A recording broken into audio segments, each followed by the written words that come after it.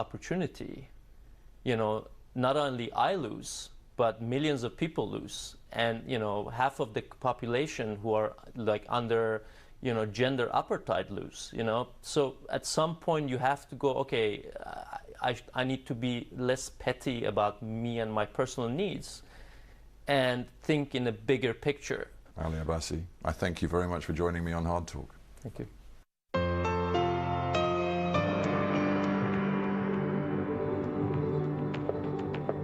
That was Hard Talk. I'm Saroja Coelho. You're listening to CBC Radio 1. Have a great day. Good morning, Manitoba, and hello, Winnipeg. I'm Marcy Marcusa with our team here at Information Radio. It's Friday, and you are with CBC. Thanks so much for joining us wherever you're listening or watching from. You're on 89.3 FM, 990 AM on the app or on YouTube. In Winnipeg, we're going to get to a high of 12 degrees today. It will be mainly cloudy, and we do have a 30% chance of showers back with us this morning. We're on air right until 8:37 AM. Let's say good morning to the team. Good morning to Abby Adiemi, who's behind the controls. Hey, Abby. Abby covers our forecasts on the air as well as being our technical producer. Good morning to Corey Funk, who is our studio director, show director, and will be on the air covering the commute. Kevin's waving along with Corey's empty chair. Corey's busy in the newsroom right now. And that's Kevin Nipatebo, who is our YouTube producer, waving hello to us today. So as mentioned, 3 minutes to 6 o'clock, we'll have CBC national and international news momentarily. Right now, though, Heather Wells is here with our local updates. Good morning. Well, a bogus bison hunt in western Manitoba has led to the arrest of a Portage la Prairie man. A rancher in the arm of Russell Binsgarth reported someone had broken into his pasture and 6 bison were missing.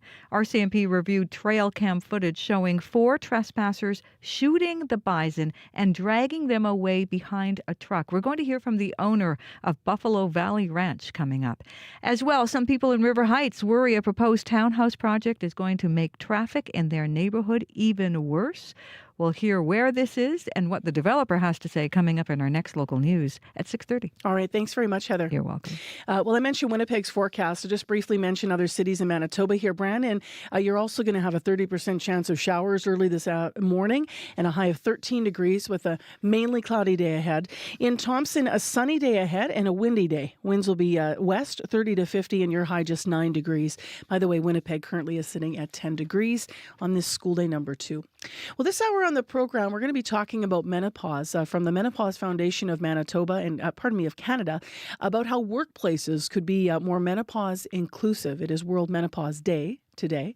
In addition, in the first hour of the show, we're going to hear more about a deal between the federal and provincial governments that could bring millions of dollars to Manitoba schools for nutrition programs. Manitoba has signed on, as you've just been hearing, so this is new news this morning. So stay tuned. Right now, though, it is time for World Report. Today on Q with Tom Power. In the new film Honora, Mikey Madison plays a young woman working as a sex worker who ends up married to the son of a Russian oligarch. It's a frog marriage, and we're getting in an old ASAP.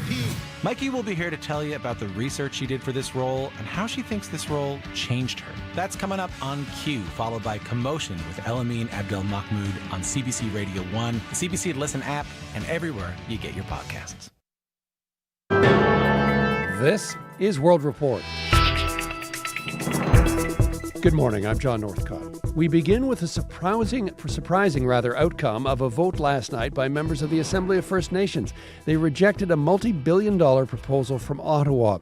It would have reformed the unreserved child welfare system. The decision comes after 2 days of contentious and emotional debate at a special Chiefs Assembly in Calgary. Olivia Stefanovic has the story.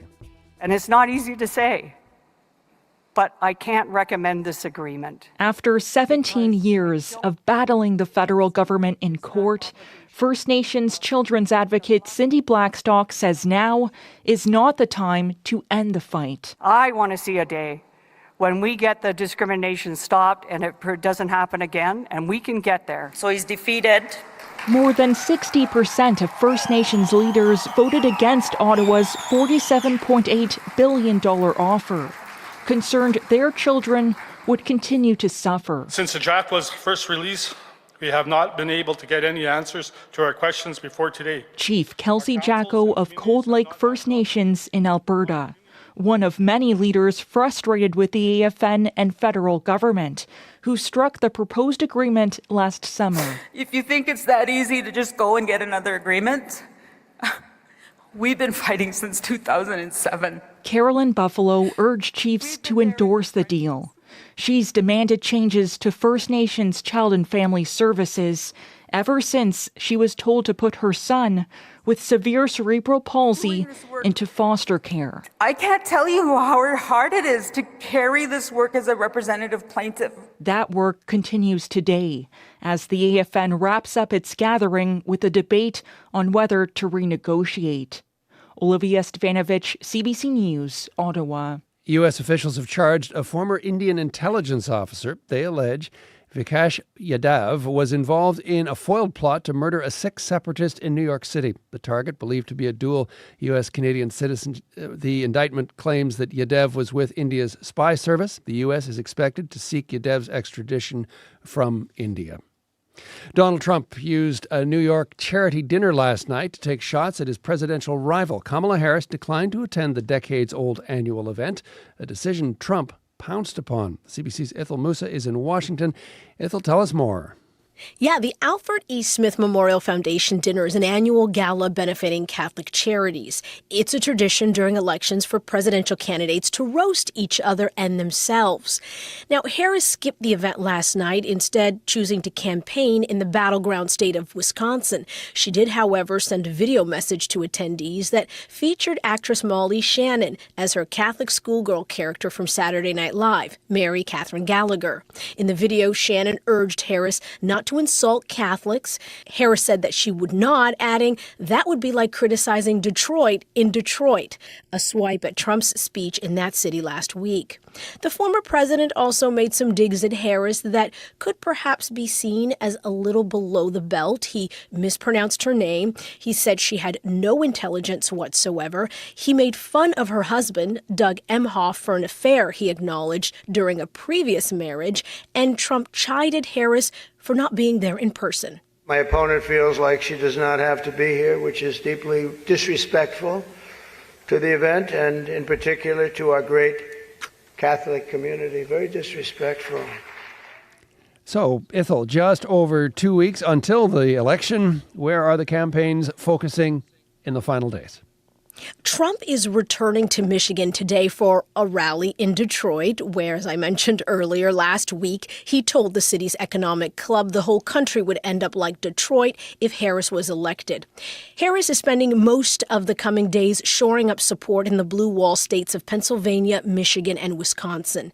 These are the three states that experts say are critical to winning the White House, and they have typically voted for Democrats in presidential elections, but it is no guarantee. CBC's Ethel Musa in Washington. Thanks, Ethel. You're welcome. Israeli forces may have killed the Hamas leader Yahya Sinwar, but military operations in Gaza have not eased. The IDF says combat teams in the Jabalia area are expanding their efforts. Meanwhile, some are calling on the government to turn to diplomacy. Crystal Gomansing reports from Jerusalem. But this is the opportunity that it has to be taken in both ends and not let it slip away. With resolve, Amit Salvi calls on his government to focus on the hostages. This is a sign of a bullet. Kibbutz Be'eri, where he's the chairman, suffered some of the greatest losses in the October 7th Hamas-led attacks. 102 community members were killed. 10 of the 32 hostages taken are still being held in Gaza. The death of the terror group's leader, Yahya Sinwar, a military victory for Israel, he says, that cannot be squandered. Evolve that to a diplomatic agreement between us and between the region, between Qatar, Egypt, Israel, Lebanon. Today, Israel released images of rows of tanks and soldiers amassing in northern Gaza.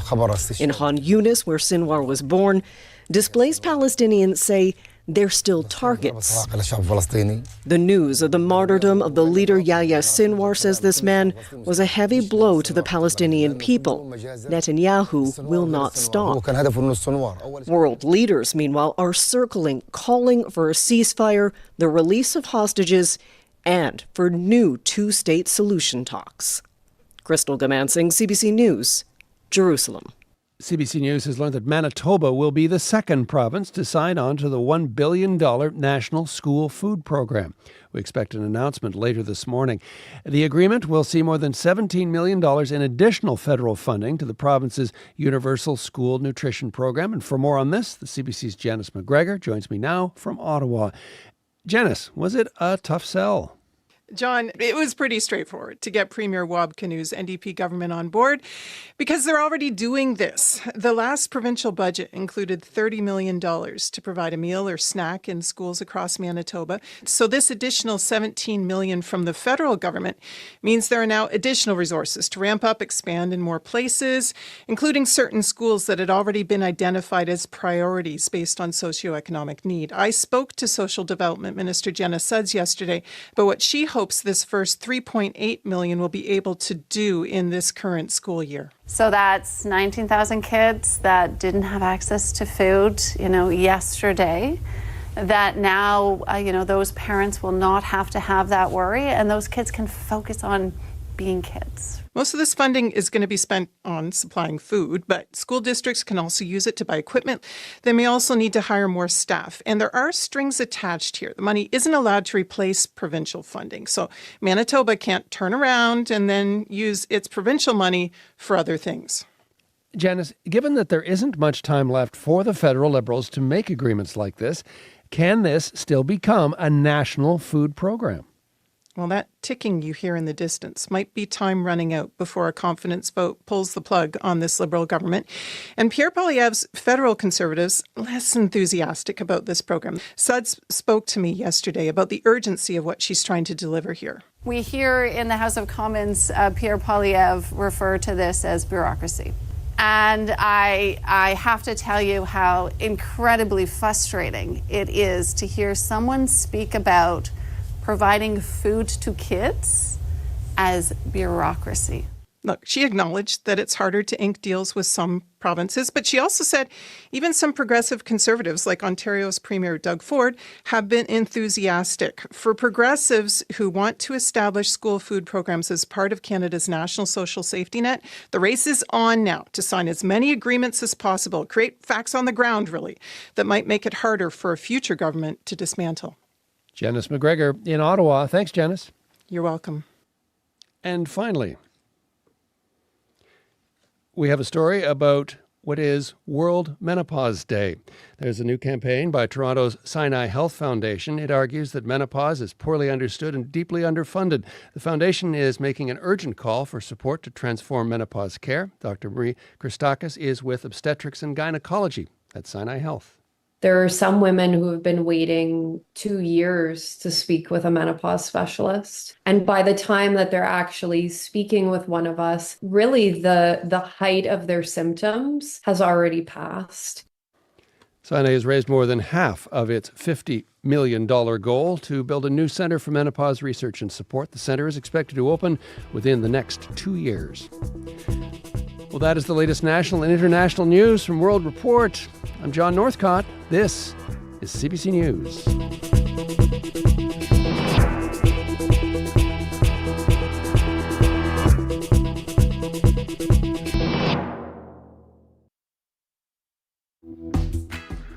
Good morning, Manitoba. I'm Marcy Marcusa, and this is Information Radio. We are live in downtown Winnipeg on 89.3 FM, 990 AM on the app or YouTube. Well, a couple things that coming out of World Report directly. First of all, World Menopause Day. John was just talking about it. We're going to have an interview about that coming up. Specifically, what could it look like in workplaces if menopause were better understood for women?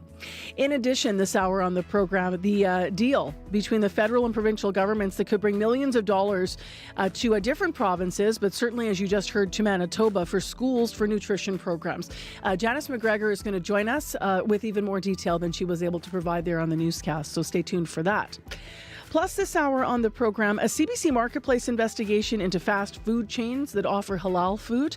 Charles Liagro is also going to join us. So lots of national reporters going to localize some stories for us here in Manitoba. That's where we are, live downtown on 89.3 FM. Also 990 AM on the app and on YouTube, where you can see a nice shot of the downtown there.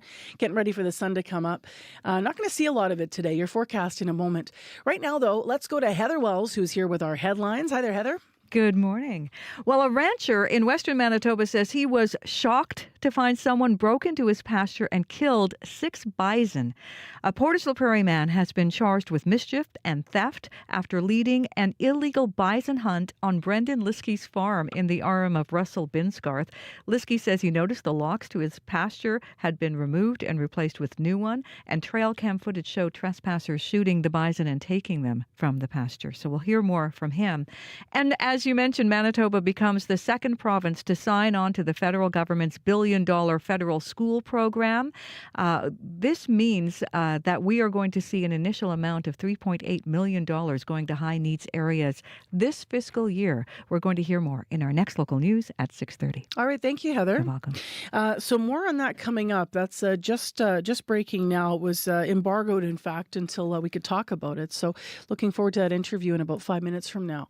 Right now, though, Abby Adiyemi and Corey Funk. Good morning, you guys. Morning. How's everybody doing? We're good. Good. Yeah, Friday, right? Okay, so we're going to be cloudy today, Abby? Yes, cloudy. The sun will not be making much of a display. Will not be on display for long today. More like cloudy with breezy conditions in many areas, and highs would range from 7 in the north to 13 down south. Right now, Winnipeg at 7 degrees. It's mostly cloudy outside. It's a mild start to Friday. We should be expecting this mainly cloudy conditions and a slight chance of showers sometime this morning, then becoming breezy as we get into the day. For Winnipeg, temperatures will be climbing to 12 degrees, and then we see more of those cloudy conditions clear as we get into the night period, where we deep down to -4. So brace for down. It's going to be a chilly night. Up north, we're going to see a mix of sun and clouds, and Thompson will be getting to a high of 7. Down south, we're seeing highs near 13. Currently, Morris at 9, Steinbach at 7, Winnipeg at 7, heading to a high of 12. All right, thank you, Abby. Thank you. And Corey, the commute this morning, what do we need to know? Yeah, 2 things actually on Highway 1, just east of Winnipeg. 2 separate incidences to keep an eye out for. So first, this provinces let us know that Highway 1, all the westbound lanes at Deacon's Corner are now closed because of a motor vehicle collision. That's all we know at this point. So heads up there as well. Just got a call from Zach on the commuter line, who's also said Highway 1 actually going eastbound this time at 206. So that's just that's the south of the turnoff to Dugald. That's right, the turnoff to Dugald there. Highway 1 and 206 is also closed entirely right now going eastbound because there's a semi in the ditch right now. People are being rerouted onto service roads, so there's still some movement, but it is starting to get a bit backed up. So thanks for that call, Zach. So 2 issues on Highway 1 just east of Winnipeg. If you see anything else going on out there, give me a call on the CBC commuter line. I'll let folks know what you're seeing out there. If you have any updates on those as well, I'd like to get some updates too. The number to call, 204-788-3093.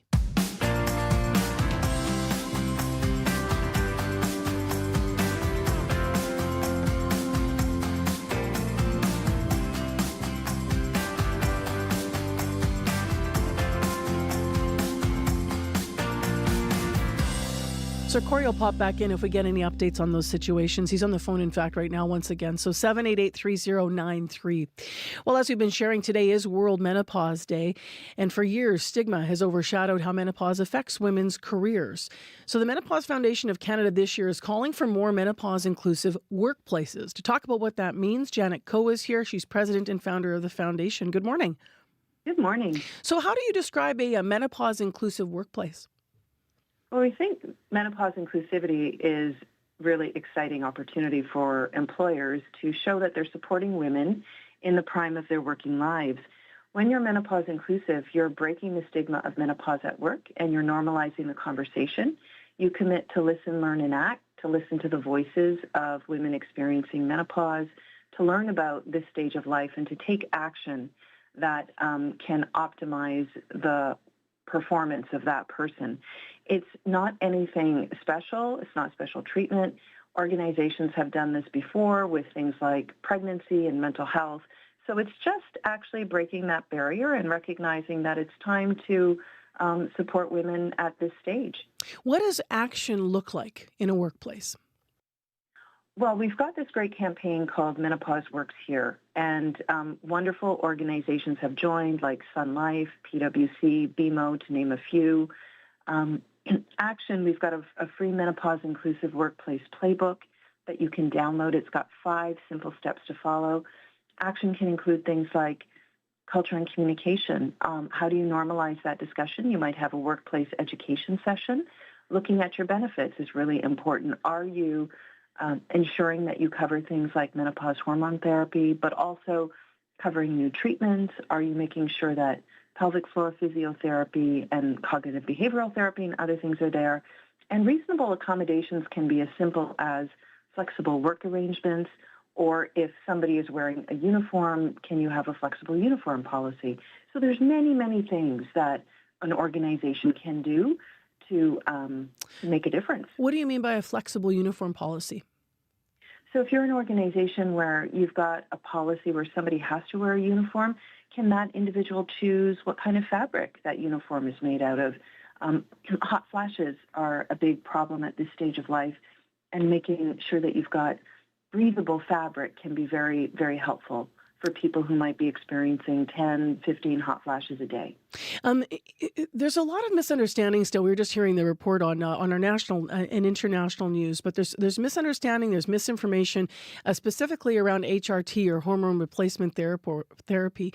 It's a pretty standard treatment, actually. You were saying that one of the considerations is to see if it's covered under some plans. How new is that employers would be forward-thinking enough to have therapies like that covered? I think most employers already do have that included, but it's about making sure that you're looking at ensuring that it is there, that any new treatments that are coming on the horizon are covered, and being very comprehensive in your benefits coverage, including mental health support, because some of the symptoms of menopause include low mood, anxiety. Some women, if they've had a history of depression, can actually enter depression at that time. So it's just important that there's a comprehensive look.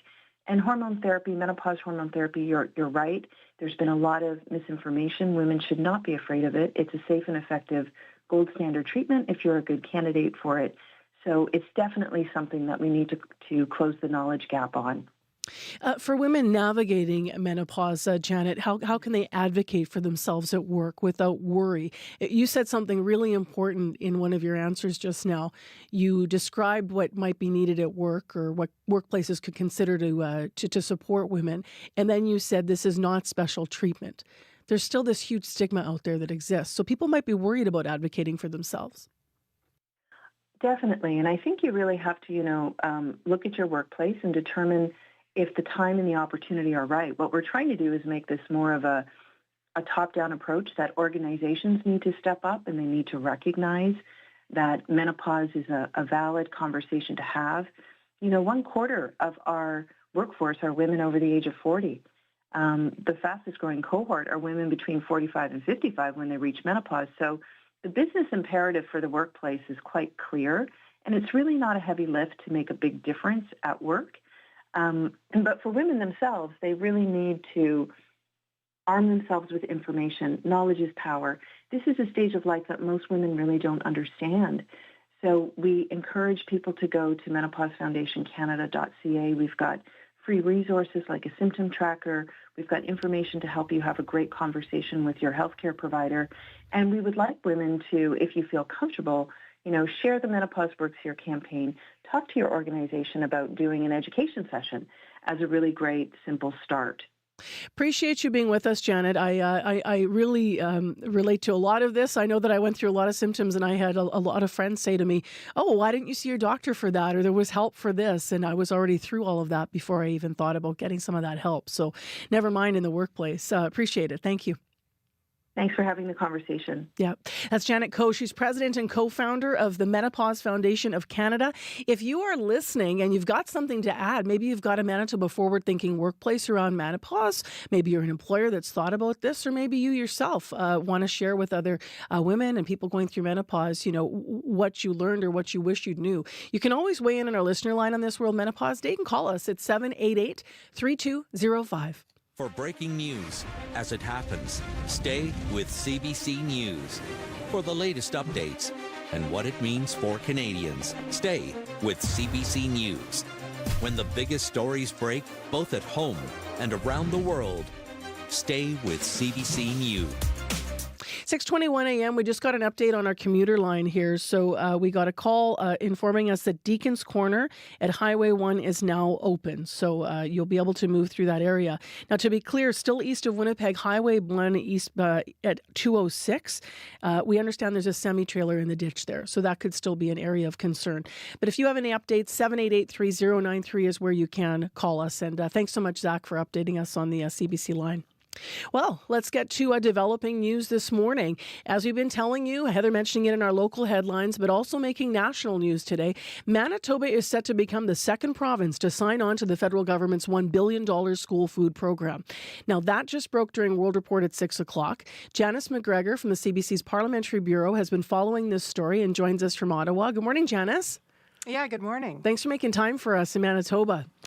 So what is Manitoba going to get from the feds once, we officially sign on to this? Can you reiterate some of what you're reporting today?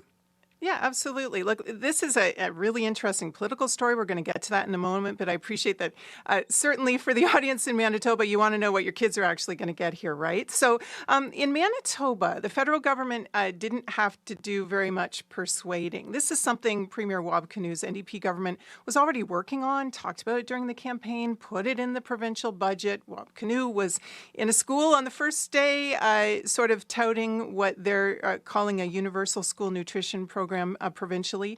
So the federal money is just coming in to enhance that, making it possible to ramp it up and roll it out faster, basically, because I know sort of in Manitoba, one of the criticisms has been that even though the word universal is in the name of the program, it isn't actually really universal in the sense of providing food to every kid every day just yet. Certainly, there are aspirations to get there, but it's a bit of a patchwork for now. So this federal money is going to ramp up over 3 years, but even for this first school year, there's going to be $3.8 million flowing pretty much right away. I was speaking with Federal Minister Jenna Sudds yesterday. She told me that they hope that some 19,000 kids, as a result of the additional federal money, will be able to get some food in this school year that wouldn't otherwise have previously. And, I think it's well understood how problematic it is for kids to be in school hungry, and the science is there that they're just not learning. So if you value educational opportunities for kids, you want food in their stomachs. And so there's a lot of hope out there that you can improve your educational outcomes by providing food.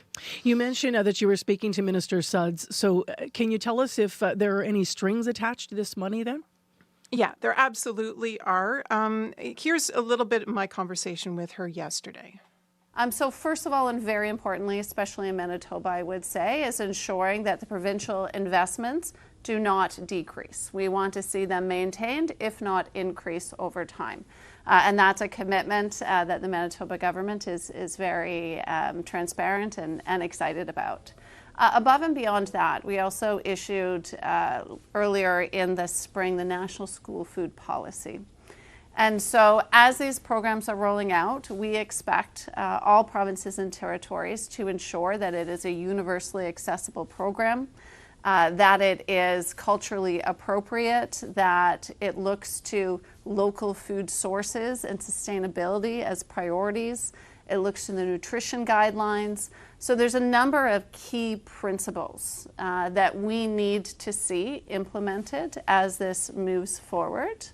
Above and beyond that, of course, all provinces are required to do some reporting to provide us with an action plan that lays out how they will implement this program and how it will ultimately impact kids within their province. One of the interesting things, though, is that those guidelines are not really prescriptive in the sense of saying you need a certain percentage of food to have come from local farmers or something kind of concrete in terms of rules around different food groups or anything like that. It really has been very much left to individual communities, individual school boards, individual schools to define what those kind of general policies look like for them. And this is different if people are familiar in the U.S. School food programs are operated out of sort of the Department of Agriculture. They're essentially a subsidy for farmers, if I might speak frankly. That is not how it's rolling out in Canada. It's really intended to be more of a poverty reduction program. Now, I did hear you answer this on World Report, but we have to be clear about this. This money from the feds is in addition to the $30 million Manitoba's already committed to its universal, what they're calling their universal school nutrition program here provincially. It's not like they can take that money and then save some of their own money. They still have to stay committed to their program, right? Yeah, and that's a lesson learned from federal agreements, federal provincial agreements of the past, where there was a famous one actually where Quebec turned around and took the money and then gave its people tax cuts.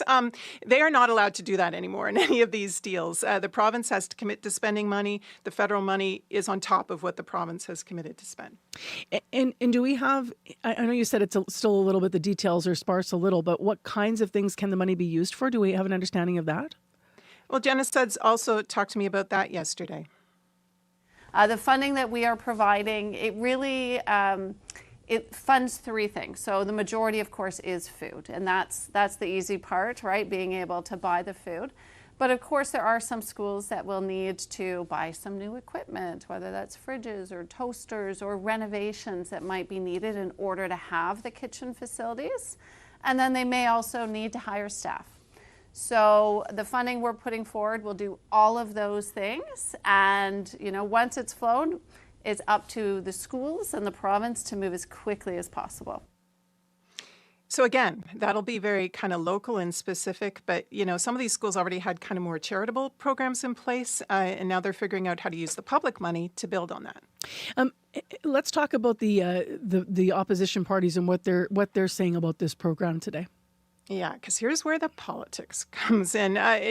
TikTok, we know that there are confidence votes pending in this perilous minority parliament here in town. We also know that Pierre Poilievre's federal Conservatives, when they are asked about school food programs, they are not very enthusiastic. They have kind of mocked them as being something the Liberals are doing to feed headlines instead of actually feeding kids, talking about how they're just creating bureaucracy. They're not actually accomplishing real goals with this. And of course, it's true that sort of this rollout is only just underway, but obviously a tight deadline, because even if this government makes it to the fixed federal election date, that's still just next fall. It takes time to land all these federal provincial agreements and make sort of a vision a reality, and it is not clear that if progressives cannot get more agreements in place and create really effectively facts on the ground, whether this would continue as a kind of national program, for years to come. That is the urgency that Jenna Suds was talking to me about yesterday, quite apart from wanting to deal with urgent socioeconomic needs. The urgency politically is that if they cannot land these deals, there's a good chance that this kind of vision may never become a reality across Canada.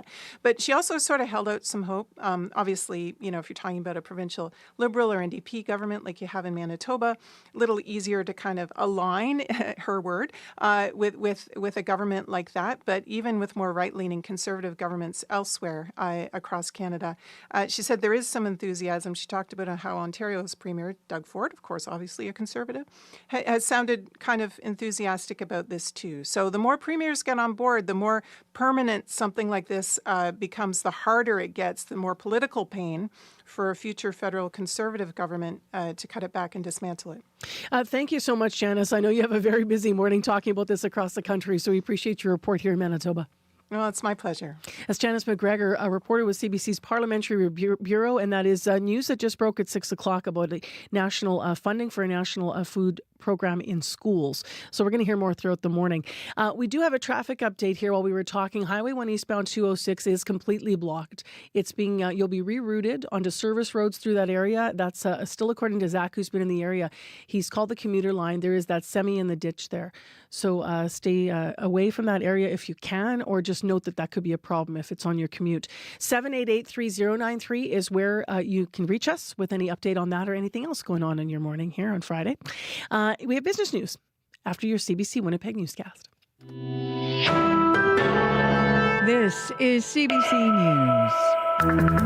News. Good morning. I'm Heather Wells in Winnipeg. At 6:30, it is 9 degrees. A little bit different day today. Not as windy. It's going to be cloudy, slight chance of showers this morning, and cooler, a high of 12. A bogus bison hunt in western Manitoba has led to the arrest of a Portage la Prairie man. A rancher in the RM of Russell Binsgarth reported someone had broken into his pasture and 6 bison were missing. RCMP reviewed trail cam footage showing 4 trespassers shooting the bison and dragging the animals away behind a truck. Brendan Liskey owns Buffalo Valley Ranch. He realized what had happened when he found an ad on social media promoting a bison hunt for $1,000 a head. You wouldn't expect that, anything like this would happen. It's obviously a unique case. I would hope it doesn't happen to anybody else, and I'm hoping this case sets an example for anybody thinking they want to trespass on somebody else's land or shoot wildlife on land they don't have permission on. 3 hunters told police they thought the hunt was legitimate, and they are cooperating with the investigation. The 52-year-old from Portage la Prairie has been charged with theft and mischief. A landmark $47 billion child welfare agreement between Ottawa and the Assembly of First Nations could be in jeopardy after it was voted down last night at a special Chiefs Assembly in Calgary. Draft resolution number 1 does not carry, so is defeated. 60% of the membership voted against accepting that agreement. The Our Children, Our Way Society has issued a statement saying, quote, "We have to do better for our children." A new motion on how to proceed will be debated by the AFN membership. Well, as you heard just moments ago, Manitoba will become the second province to sign on to the federal government's billion-dollar federal school program. Finance Minister Chrystia Freeland and Social Development Minister Jenna Sudds are expected to join Premier Wab Kinew later today to announce an agreement that will see more than $17 million in federal funding over the next 3 years. That is in addition to the $30 million the province has already budgeted for in its Universal School Nutrition program. Manitoba joins Newfoundland and Labrador in this federal program. Sudds spoke with the CBC's Janice McGregor. Manitoba is a really great partner in moving this forward and had made some substantial commitments on their own. What now we are able to do together is to reach even more children. Sudds says an initial amount of $3.8 million will go to high-need areas this fiscal year. She says that amount is estimated to help 19,000 children. Neighbors living near a proposed townhouse complex in River Heights say the project is too big. A developer plans to build 40 units on a former railway corridor. It's near the intersection of John Brebeuf Place and Centennial. Leona Murphy lives on that corner, and she is one of 3 people who wrote letters to the city opposing the plan. It's going to affect our property value, traffic, noise. I live right on St. John Brebeuf Street, so I'm going to have the bulk of all the traffic and stuff. I just don't think it's right. Planners with the developer, Landmark Planning and Design, say public works officials had no concerns about the traffic impacts. An appeal hearing is set for next Wednesday. U.S. officials have charged a former Indian intelligence officer. They allege Vikash Yadav was involved in a foiled plot to murder a Sikh separatist in New York City. The target was believed to be a dual U.S.-Canadian citizen. The indictment claims Yadav was with India's spy service when he worked with others in India and abroad to plan the assassination. The U.S. is expected to seek Yadav's extradition from India. This is part of the collaboration between the United States and Canada into what they say is the Indian government's campaign against Sikh separatists. 3 tobacco companies in Canada are proposing to pay massive settlements, close to $25 billion to the provinces and territories and more than $4 billion to about 100,000 Quebec smokers. It's all part of a corporate restructuring triggered by long-running legal battles. JTI McDonald, Rothmans, Benson & Hedges, and Imperial Tobacco sought bankruptcy protection in 2019, and since then, they have been negotiating with creditors and plaintiffs in these lawsuits. You can hear the latest national and international news coming up on World Report at 7, and as always, you can find more Manitoba news on our website, cbc.ca/Manitoba. Heather, I think you just made your debut on our YouTube channel. You know what? I see these bright lights are on in here, so yeah, I was wondering about that. Yay, there you are. Sorry, people. Why are you sorry? Stop that. I love it. The mystery is gone. I know the mystery is gone. There's truth in that. I know. People are about to know what you do during the newscast or how you shuffle paper, or people comment on sometimes which coffee mug I've got. Today I've got the Harvest Manitoba one out. Some days I've got my current mug. There it is. All right. Take care, Heather. Thank you. You're welcome. Heather's with us, of course, throughout the morning. It's time, though, for your regional forecast on CBC. The man of mystery himself, Abhi Adiyami, is in. Yeah, cloudy outside, 7 degrees. We should see mainly cloudy conditions in the city today. Slight chance of light showers, scattered showers this morning in Winnipeg. It will become breezy later. We will be warming up to a high of 12 degrees. And then for tonight, the skies will clear and temperatures will be dropping to around -4. Brandon, currently partly cloudy, also at 2 degrees.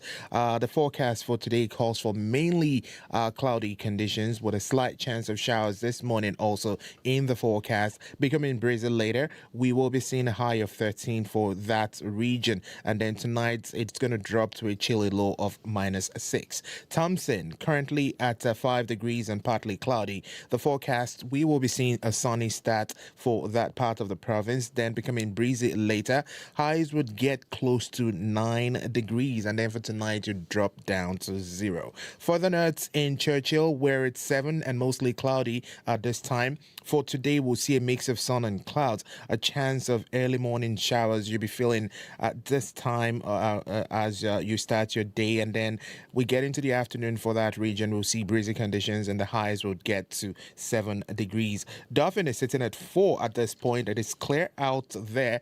Today includes a mix of sun and clouds, breezy conditions from the west, and a high of 12. And if we move to Gimli, where it's 8 degrees and cloudy conditions we're seeing, the Interlake region will see this mainly cloudy sky stay with you. There's a very slim chance of showers this morning. Expect breezy northwest winds and a high of 13. Tonight, you drop down to -4. Steinbach currently at 7 and cloudy, heading to a high of 13. Also tonight, dropping to -4. Morris sitting at 9 and cloudy. Forecast for the Pembina Valley region today calls for mainly cloudy skies. A good chance of showers sometime this morning. Light breeze from the northwest, and then expect a high of 13. And then for tonight again, we'll be dropping down to -4. So across the province today, we're going to see a mix of sun and cloudy conditions with breezy conditions in many areas and highs of 7 in Churchill to 13 down south. All right, thanks, Abby. Thank you. Corey, the commute. Yeah, Highway 1 eastbound right now. Heard from Zach on the commuter line that all the eastbound lanes are closed at Highway 206. That's where you can turn off to head north to Dugald. So just heads up there. That is closed right now, heading down, and then you do get rerouted. So traffic is still moving through. He said very, very slow. Heard from him about half an hour or so ago. So just heads up there, but that may have changed. Other than that, things seem to be flowing fairly smoothly. I just want to give a heads up for folks who plan to hit the roads on Sunday. A reminder, the WFPS run is happening on Sunday, and there's some road closures to keep an eye out for. So if you're hitting the road Sunday, Shaftesbury Boulevard is going to be closed from 7 a.m. till noon, as well. 2 lanes of westbound Roblin are going to be closed from 7:30 a.m. till 10:30 a.m. From Chalfont Road to Shaftesbury Boulevard. So heads up there if you are planning to hit the road this morning. Good luck to all the runners as well in the WFPS run this weekend. If you see anything else going on out there, give me a call on the CBC commuter line. That number, 204-788-3093. All right, thank you, Corey. Thank you. Let's get into our business report now. Christelle Ramlakan joins us via Zoom. Hello. Hi, good morning, Marcy. So let's start with news on the North American markets. I understand they're actually doing quite well. Yeah, that's right. So the Toronto Stock Exchange and the Dow closed at fresh record highs yesterday. Canada's main stock index rose more than 100 points, led by gains in energy stocks. And tech stocks in the U.S. got a boost. Economic data continues to come in stronger than expected there with the frenzy around artificial intelligence. And some experts say that could make the U.S. Federal Reserve's job a little more difficult, though, as it's not often that the Fed is cutting interest rates when markets are at all-time highs. So meanwhile, here in Canada, we are on a more certain path with the Bank of Canada expected to cut interest rates next week. We don't have as much tech here, so our economy has not done as well. And of course, Canadian consumers are also much more sensitive to interest rate fluctuations because mortgage terms are significantly shorter here than south of the border. So for what we can expect next, here's Colin Szynski, who is the Chief Market Strategist for SIA Wealth Management. over the next few weeks, we should get a better idea on a number of things. The U.S. election is about 3 weeks away. And more importantly, we're about to move into the heart of earnings season starting next week and really running through till about the first week of November. We have tons and tons of big companies, both in the U.S. and in Canada. Our reporting results should give us a much better idea, not only of the state of the North American economy last quarter, but how things are going this quarter and moving forward. Yeah, so we'll be seeing forecasts and guidance from companies. To another story, you have information about some smokers that are about to receive some payouts. What's this about? Yeah, so Heather was mentioning this in the news, but yeah, tobacco giants could pay out $32.5 billion in a historic proposed deal that would see 3 major companies pay provinces and territories as well as smokers and their loved ones. So the companies sought creditor protection in Ontario in 2019 after Quebec's highest court upheld a ruling ordering them to pay nearly $15 billion in 2 class action lawsuits. So the plan, developed through mediation, was filed in court yesterday, and it includes nearly $25 billion for provincial and territorial governments to recoup smoking-related healthcare costs, and more than $4 billion for the Quebec class action members. Now, this also includes more than $2.5 billion for smokers in other provinces and territories who were diagnosed with lung cancer, throat cancer, or chronic obstructive pulmonary disease. And that was between 2015 and March of 2015 and March of 2019. So, Marcy, lawyers are expected to discuss the proposal in separate media events today. And the proposal, though, would have to be approved by creditors and the court before it could be implemented. What a fascinating case that's going to be to watch in this country, hey? For sure. And finally, before we look at the numbers today, your final story is about what strategy people might be able to take when budgeting for their Halloween candy this year. Yeah, so a recent survey shows that 2/3 of Canadians are expecting to spend the same amount on Halloween this year that they did last year. But with rising costs, people may have to be strategic to save. So the survey found that more than half of people plan to spend $50 or less. But, just like other food, candy is subject to inflation. Commodity prices such as sugar are going up. And if you wait too long, you could be subject to dynamic or surge pricing. So if there are a lot of eager buyers at the last minute, sellers can increase prices because, people are willing to pay more. So for more on this year's Stephanie Douglas, who is a portfolio manager at Harris Douglas Asset Management. I would be starting to stock up on candy. I think, a lot of these places, the prices are, first of all, you're probably not going to get the candy that you want if you wait until it's too late. And particularly cocoa prices have gone up, commodity prices in general, but in particular cocoa. So one of my suggestions was to buy non-cocoa products. And you may end up having to buy chocolate, even if it's out of your budget, if you wait too long. So you'll just have more options if you shop early.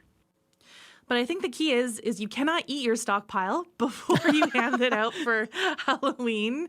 Douglas says also be on the lookout for shrinkflation. You may notice less items in bags or boxes, or the sizes could be even smaller if that's even possible. How could those fun sizes be any smaller? And I guess if worst comes to worst, you could hand out smaller portions on Halloween night to stay on budget.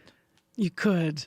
But yeah. The mayor and I actually yesterday, and I really hope he doesn't mind me saying this on the air, I'm sure he won't, but we were talking about Halloween candy and giving it out. And he said, they were having this discussion at one point about, going from giving out full chocolate bars to maybe smaller sizes. And then it was like, you can't, because if the kids in your neighborhood start to figure out, that you've downsized, they might give you the stink eye or something at the door. Like, you used to be the house that had the big bars. So yeah. Tough decisions for the budgets, though, all around. You're right. Those little ones, they're just it's like one piece of chocolate now. It's crazy. I know. I'm like, I can't, because the small sizes used to seem so small, and now they're literally just like one bite or half a bite. Yeah. All right, let's get into the numbers this morning. What are they telling us? So in Europe, markets are on the rise. Germany is up, the UK is down, France is up. In Asia, some markets are rebounding. So Japan, Shanghai, and Hong Kong are all up.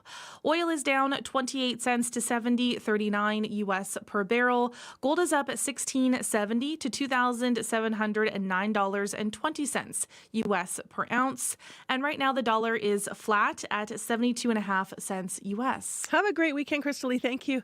Yes, you too, Marcy. That's Crystal Ramlican from our business news desk.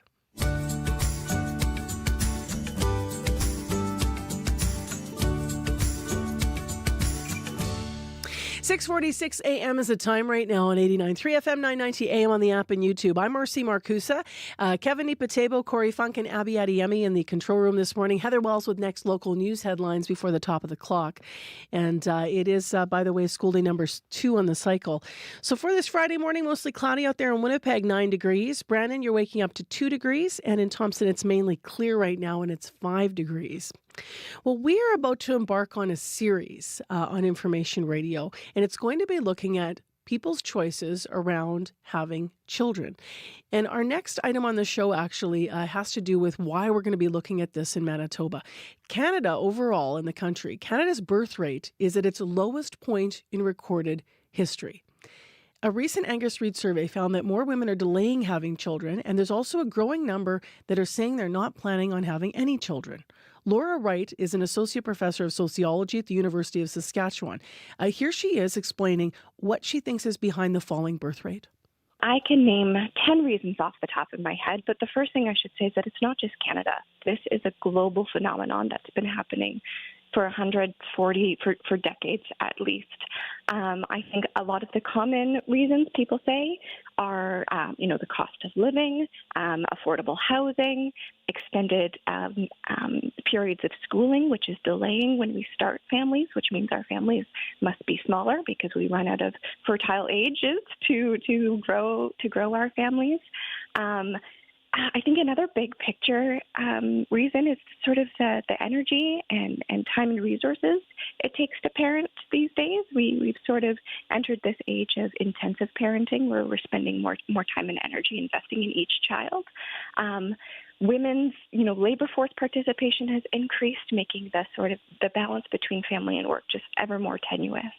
We have been very, very concerned about falling birth rates. We have, nationally, as our country and other countries have dedicated so much time and energy to thinking about how to increase the fertility rate. And we think that we have to increase the fertility rate because we need lots of people, working people, to contribute to the tax base so that we have lots of money to contribute to, healthcare and education.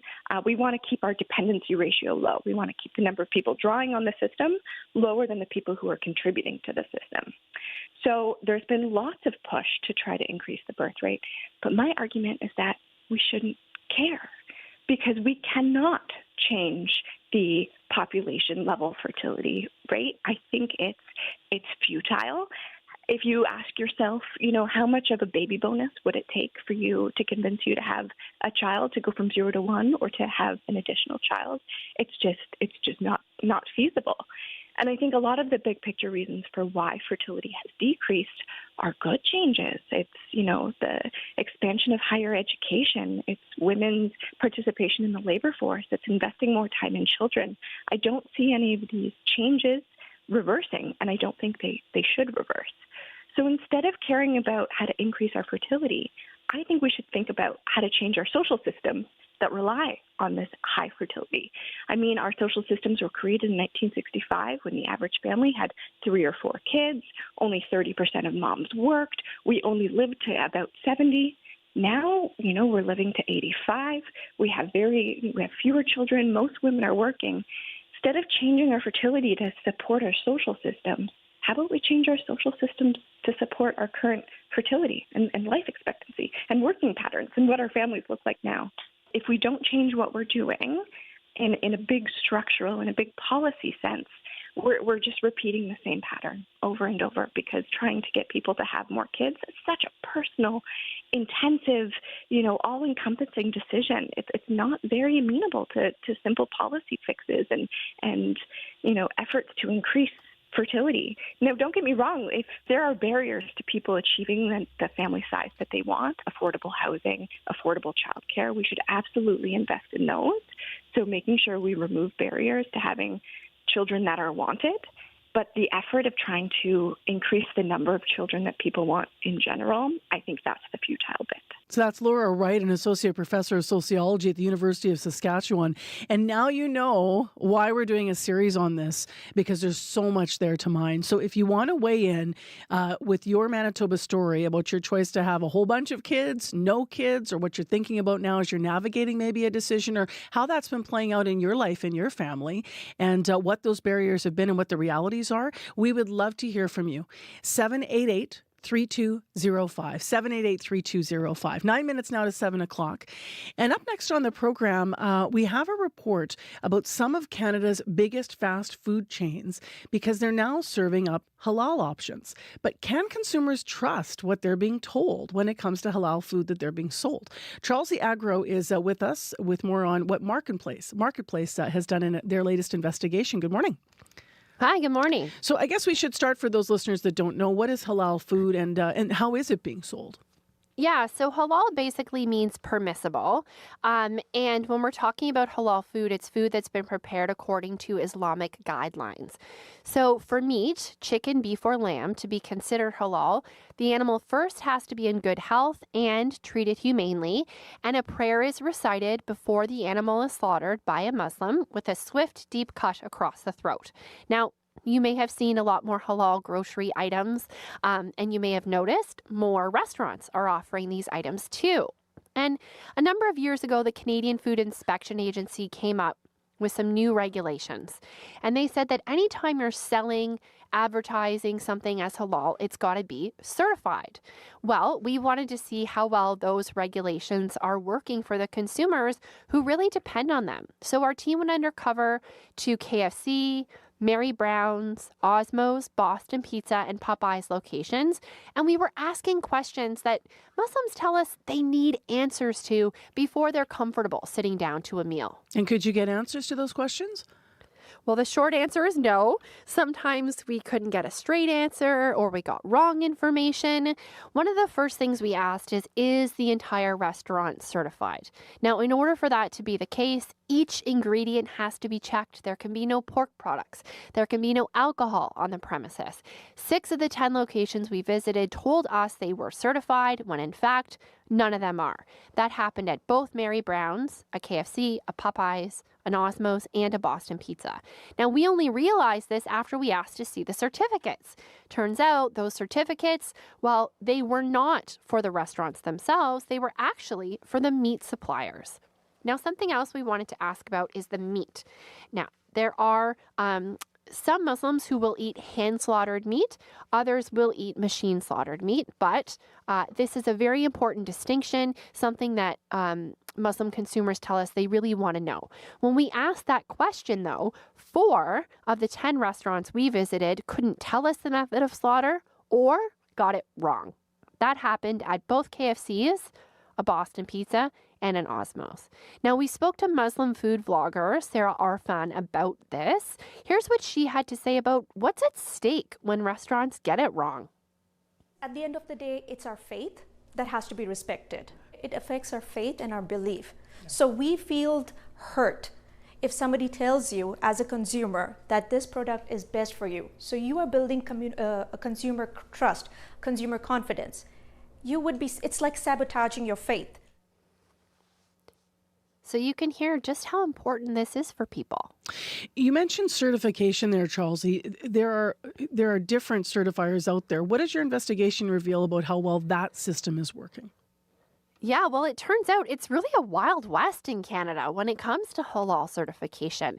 Over a dozen certifying bodies exist in this country, and while the CFIA has very clear rules about the food itself, turns out the certifiers are unregulated. So there is very little, if any, federal oversight here. We did speak to a number of people about this, and it's really tough for consumers because with so many different certification bodies, each with their own different set of standards and rules, it's tough for consumers to be able to tell what's what and what they can trust. And Imam Omar Subadar runs the Halal Monitoring Authority. It's one of Canada's largest certifying bodies.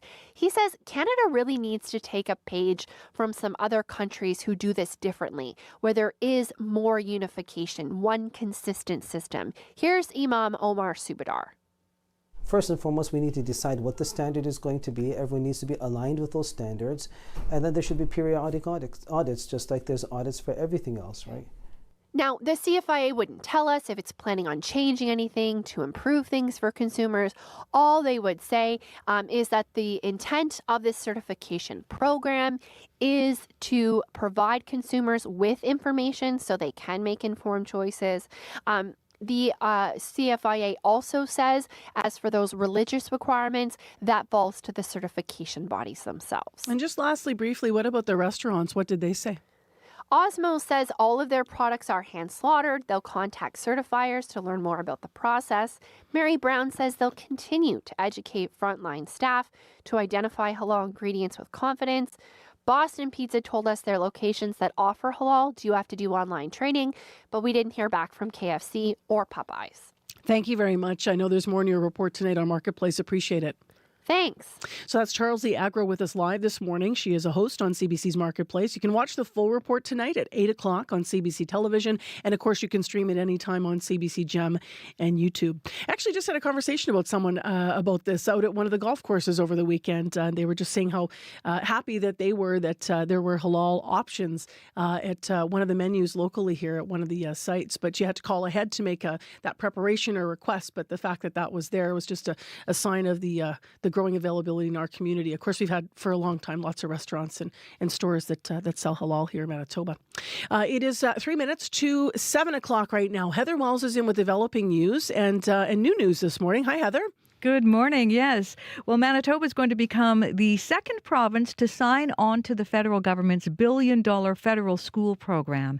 The Finance Minister, Chrystia Freeland, and Social Development Minister, Jenna Sudds, are expected to join Premier Wab Kinew later today. So we'll hear more about that. As well, some people in River Heights worry a proposed townhouse project is going to make traffic in their neighborhood worse.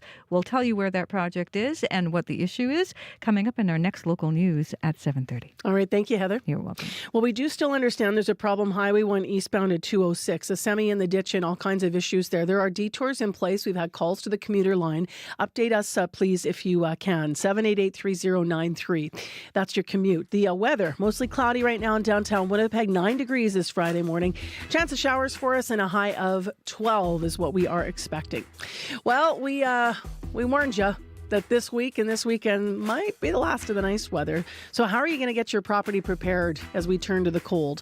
We've got a bit of a drive to give you some advice about that in the next hour. Things you might be thinking about, things you might have forgotten about as you button up. In addition, in the next hour of the show, a couple of healthcare stories. Small towns seem to be the ones struggling in silence when it comes to healthcare. A CBC podcaster heads out to Carberry, Manitoba. We'll talk to him about how that community in Manitoba has done anything but struggle in silence. So we'll hear more about what that story is all about. And then after 7 o'clock, in addition, in the next hour of the program, we have Dr. Bardwaj with a special edition of our medical column. You might have heard news this week that in Manitoba, the RSV vaccine will be covered for free. It's a new program, but only for a specific population and age of folks. So we're going to talk more about that. And then Dr. Bardwaj is going to walk us through all of the seasonal vaccines and what those programs look like across the country. So stay tuned. I'm Marcy Marcusa. It's your Friday morning show on CBC, and World Report is coming up next.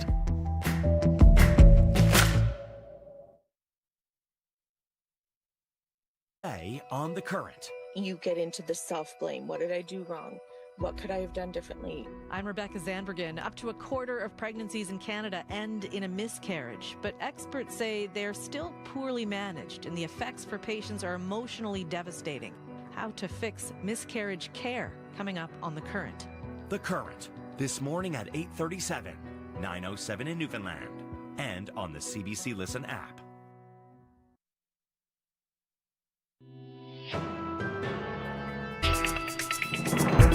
Good morning. I'm John Northcott. We begin with a new proposal to settle a years-long lawsuit against Big Tobacco, one that could see them pay more than $32 billion to provinces and territories, as well as to smokers and their families. At the center of it all, the three tobacco giants, JTI McDonald, Rothmans, Benson and Hedges, and Imperial Tobacco Canada. For more on this, business reporter Scott Peterson joins us in Toronto. Scott, what can you tell us? Well, the lion's share is going to go to the provinces and the territories because they were the one that bore the cost of the healthcare system dealing with smoking-related illnesses. But a lot of it will go down to individual Canadians as well. For example, this is the breakdown. Provinces and territories get close to the, like I said, the lion's share, $25 billion. But Quebec smokers, families, descendants set to receive about $4.25 billion. $2.5 billion is proposed for smokers around the rest of the country, and also there's $1 billion earmarked for the foundation to fight tobacco-related diseases. Now, this is a long and costly case, in historical, you could say, in precedence. It dates back as early as 1998, and a lot of smokers have died since then. So this will also be awarded to the descendants and even the descendants of the families of those smokers involved here. We saw deals like this in the United States decades ago. What took so long in Canada? Yeah, part of the reason is there was 2 class action lawsuits in Quebec that were won and appealed back in 2015. And so this settlement now that's proposed by these companies sort of rolls that into it. But there's also the complex nature of this case. Really, and what's at the core here, like that U.S. settlement that we saw back in the 90s, is what kind of responsibility does a company have when they're selling a legal product to warn their customers? And so this is what played out as well. And it's a long, complicated case, but we're learning that the companies have quite a bit of responsibility. Scott Peterson in Toronto. Thanks, Scott. Thanks, John. The Assembly of First Nations has rejected a $47.8 billion deal to reform the child welfare system. The agreement was initially reached with the federal government back in July after a nearly 2-decade legal battle over funding for on-reserve child welfare services. The CBC's Linda Ward is following this development. Linda, tell us more about what happened. Well, John, chiefs at the AFN-hosted meeting in Calgary heard 2 days of really emotional perspectives over this deal, which ended up being actually quite polarizing. The result, 267 votes against, 147 in favor, 1 abstention. This is the moment it was defeated. Draft resolution number 1 does not carry, so is defeated.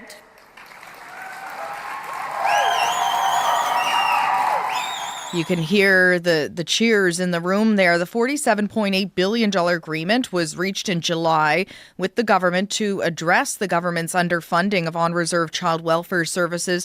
The Canadian Human Rights Tribunal found that was discriminatory. There was a class action lawsuit back in 2007. But this deal was ultimately rejected because some said there were just so many flaws and it didn't go far enough to ensure the discrimination would stop. They also said that the government didn't consult properly with First Nations in the negotiations. Linda, you mentioned the emotion at this meeting. Tell us more about that. Yeah, some fought pretty hard to have this approved. We heard from Vanessa Adams, the Mohawk Council of Akwesasne, who said, "We can't leave this to the politicians in this political climate." To delay the agreement when there is an upcoming election is detrimental. The status quo is not working anymore. Others fought just as hard against it. Cindy Blackstock launched the human rights complaint in 2007 and said chiefs can do better than the deal that's been reached. We've been at this human rights case for 18 years. Are we going to agree to a deal that's 9 years and keep your fingers crossed after that? We also heard from the Anishinaabe-Aski Nation in a statement late yesterday calling the way this defeat was celebrated, quote, shameful. They said they will now regroup and begin discussions with the government on a new path forward. This isn't over. The Assembly will continue to debate the remaining resolutions today. Those resolutions will then determine what happens next. Linda Ward, thank you. You're welcome. With the U.S. election just 2 weeks away, both Kamala Harris and Donald Trump are campaigning hard in Michigan. The critical swing state is home to one of the largest Muslim and Arab communities in the U.S. As Chris Reyes explains, the war in the Middle East has created a hurdle for Harris and the Democrats. The Middle East is the main issue on my mind. Who's going to get me a ceasefire? Who's going to stop the bombing of my people? Restaurant owner Sam Hammoud is like many voters in Dearborn, Michigan, the first Arab-American majority city in the U.S. Hammoud's father is in Beirut. He survived a recent Israeli strike, but his home was flattened. My father had a condo on the 6th floor, which is now on the floor zero, as we call it. The community's anger over the Biden administration's handling of the war could swing this critical state. And many are turning away from the very party they overwhelmingly supported in 2020, the Democrats. Samra Lukman, a local activist, understands the power of her vote. I want the Democrats to lose by any means necessary, and that means voting for Trump. When Joe Biden was still on the ticket, some 100,000 voted uncommitted against him in the Michigan primaries over his stance in the Middle East. That blame has now shifted to Kamala Harris. I'm with Bannon Harris, and we endorse Joe Stein. Local activist Farah Khan is part of a movement actively campaigning against her. Holding these people accountable, Harris and Biden administration accountable, punishing these people. If that, the consequences is Trump presidency, so be it. It's an anger that could shake this election, with Michigan a key state to winning the White House. Chris Reyes, CBC News, Dearborn, Michigan. U.S. officials have charged a former Indian intelligence officer they allege Vikas Yadav was involved in a foiled plot to murder a Sikh separatist in New York City. The target was believed to be a dual U.S.-Canadian citizen. The indictment claims Yadav was with India's spy service and that he worked with others in India and abroad to plan the assassination. The U.S. is expected to seek Yadav's extradition from India. Residents in an Edmonton neighborhood are feeling unsettled. Some have recently received extortion threats after an arsonist set fire to a house. Julia Wong has more. Flames ripped through a central Edmonton house early Sunday morning as the family of 4 inside fled to safety. The fire was deliberately set, say police, and nerves continue to be on edge. Some neighbors found notes suggesting the same thing could happen to them if they did not pay $1,000 to a Bitcoin address. The notes, seen by CBC News, are handwritten on index cards. Those who got them say they're worried for their family's safety. It isn't the only incident causing concern. Late September, police say a vehicle in a different neighborhood was intentionally torched, and a note with similar handwriting was left demanding Bitcoin, which is a type of digital currency. Police say right now they do not know if the two incidents are directly related. Former police officer and chair of justice studies at Norquest College, Dan Jones, says this type of tactic is not common. These are just folks that are now being extorted at a neighborhood level, which is not just brazen, that's just not really, that's unheard of actually. Bitcoin is untraceable, which Jones says could complicate the investigation. And I think that's a very smart way to play a criminal idea. Because you could ask for $250,000 or $300,000 and people are not going to be able to pay that. People might pay $1,000 and not call the police. Edmonton Deputy Police Chief Devin LaForce says people should not pay up. Your silence or paying off these folks is only going to empower and embolden them and cause more victims. Make sure you call the police. But nerves will likely be frayed until those responsible are caught. Julia Wong, CBC News, Edmonton. And finally. Sorry, I'm hot. No, to hell with that. I'm not sorry. I'm tired of being sorry, tired of being embarrassed, tired in general. Part of an ad campaign by Toronto's Sinai Health Foundation to highlight today, World Menopause Day. The Hot and Bothered campaign argues that menopause is poorly understood and deeply underfunded. The foundation is making an urgent call for support to transform menopause care. Dr. Marie Christakis is with obstetrics and gynecology at Sinai Health. There are some women who have been waiting 2 years to speak with a menopause specialist. And by the time that they're actually speaking with one of us, really the height of their symptoms has already passed. Sinai Health has raised more than half of its $50 million goal to build a new center for menopause research and support. The center is expected to open within the next 2 years. And that is the latest national and international news from World Report. Remember, you can listen to us live every morning on the CBC News app. Just tap on the local icon. I'm John Northcott. This is CBC News.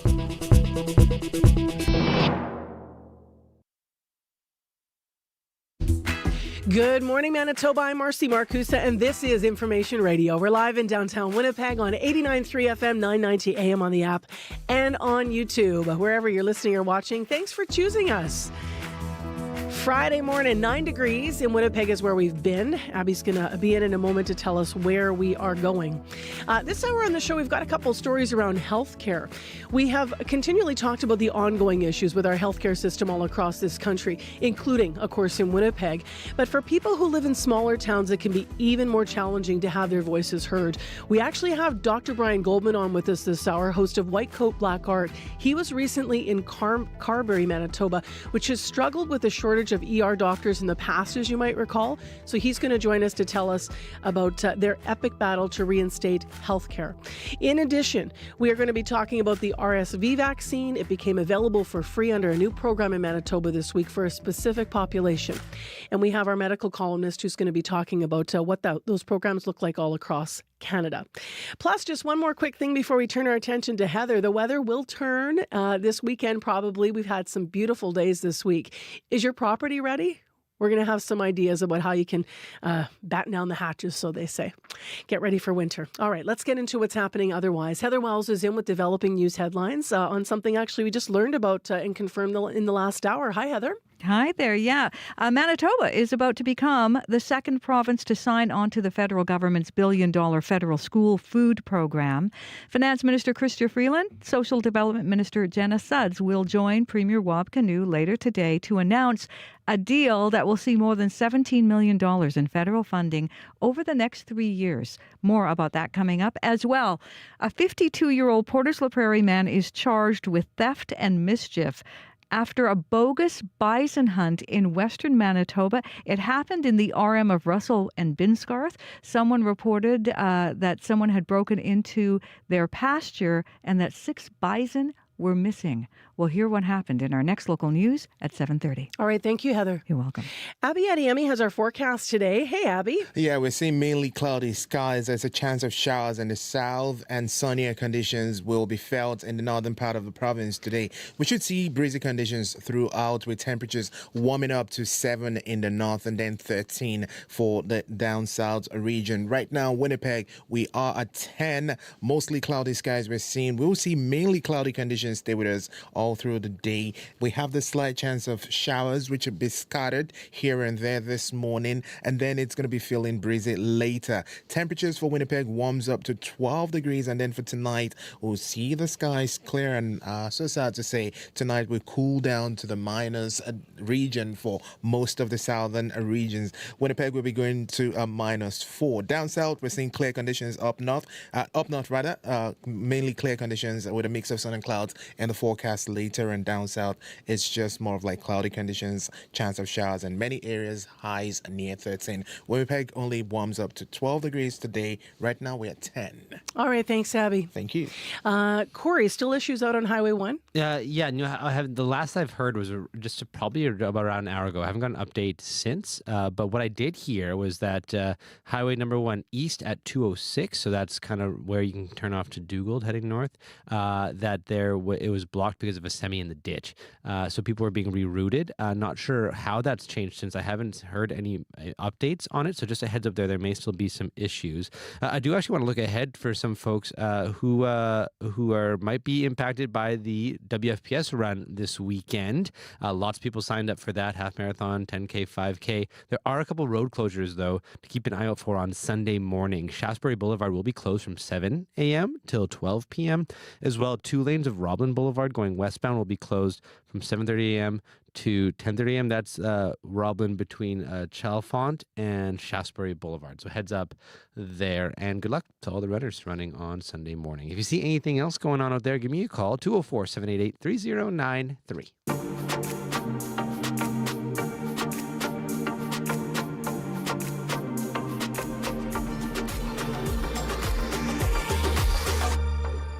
Well, as I just alluded to, there have been a lot of stories about our healthcare system and the calls to make it better in Winnipeg. But if you are outside the perimeter, a lot of people saying that your challenges are overlooked often.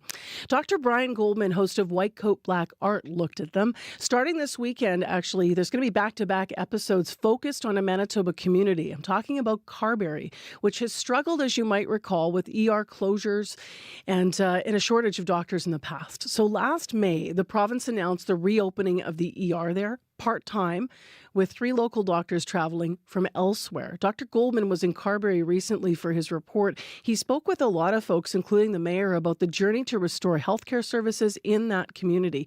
Here's just a clip of the episode. Ray Muirhead, the mayor, lives right across the street from the Carberry Health Centre. It means the hospital and the battle to keep it open are constantly in his line of sight and on his political plate. This was also the site of a big press conference back in May? Yep, right over there were them 2 yellow things right there, right in between there. The Premier and the Minister of Health and several dignitaries. And the parking lot was right full. Big day for you. Big day, yep. Big accomplishment, achievement. So we were happy. It was the start of getting the ER open and then the locum doctors coming, and we just announced that we have a full-time doctor coming. And we're that close to another full-time, so it's headed in the right direction. Dr. Brian Goldman is actually with us via Zoom this morning to talk more about why he chose to take a closer look at this Manitoba community. Hi, nice to see you. Nice to see you too, Marcy. So why Carberry, of all the places you could have chosen? Well, 2 reasons. The first is that the doctor shortage issues and the frequent and long-lasting ER closures that have taken place in Carberry and are happening, they're happening everywhere. They're happening in every province, in remote and rural parts of the country. So that's one reason. It's typical. The second reason, though, is that the town of Carberry developed a smart campaign to get the attention of the province to pitch in and help reopen the ER. So this is not just yet another story about another emergency department that's been closed for long periods of times, but what they did to get it reopened. We just heard you talking there to the mayor. What were your initial thoughts about him? And maybe you've alluded to this already when you're talking about that campaign, that they put forward. Yeah, he's first of all, he's a people person. You can tell by the sound of his voice. I was impressed that he, when he told me that when he became the mayor, he said that he was spending 75 to 80% of his time as mayor doing things like trying to recruit doctors to come and live and work in Carberry. So this was the first time. That's the first mayor we've had on our show in 17 years. Probably should have had one sooner, but it gave us a distinct impression of how much work is involved in a small town and trying to keep healthcare going in that place. He talked about making sure that they provided accommodations not only for visiting physicians, because there's lots of visiting physicians. He talked about the need to build facilities for paramedics, because when your emergency department's closed, you have to have paramedics on standby to take people to places like Brandon. So I got immersed in the work that he did, and in addition to that, the letter writing campaign and that famous letter that he wrote to then leader of the official opposition, Wab Kinew, saying, help us. And he found that Wab Kinew was only too happy to listen to his pleas. Let's talk about the numbers here. We know Carberry Health Centre was closed 10 times last year, so the equivalent of 141 days. The ER has since been reopened, but it's part-time. And I know myself, being in some of these communities where you hear part-time ERs open, it's quite something when you talk to folks. What did people in Carberry have to say about the situation?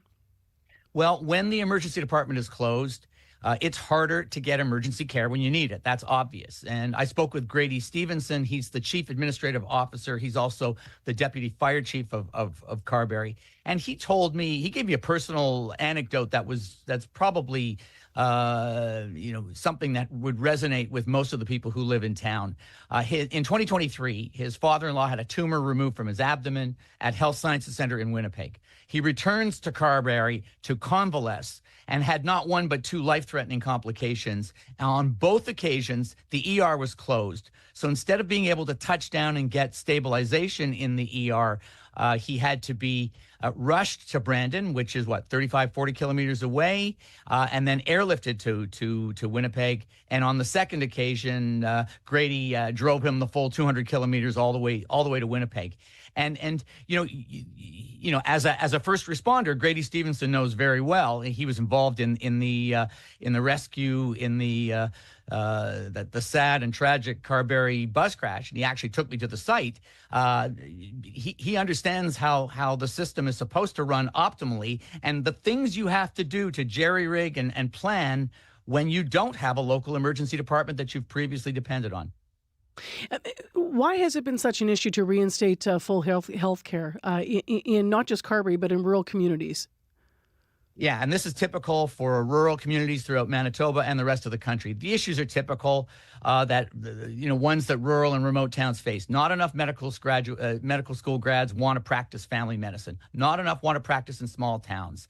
And when these towns try to recruit doctors from other countries, they find that the system of qualifying and licensing physicians is slow and inefficient. And there's bottlenecks, and there were also slowdowns during COVID caused by COVID, because for instance, there's a 12-week assessment of international medical graduates that didn't take place during COVID. So now there's a backlog of applications, and they have to deal with those.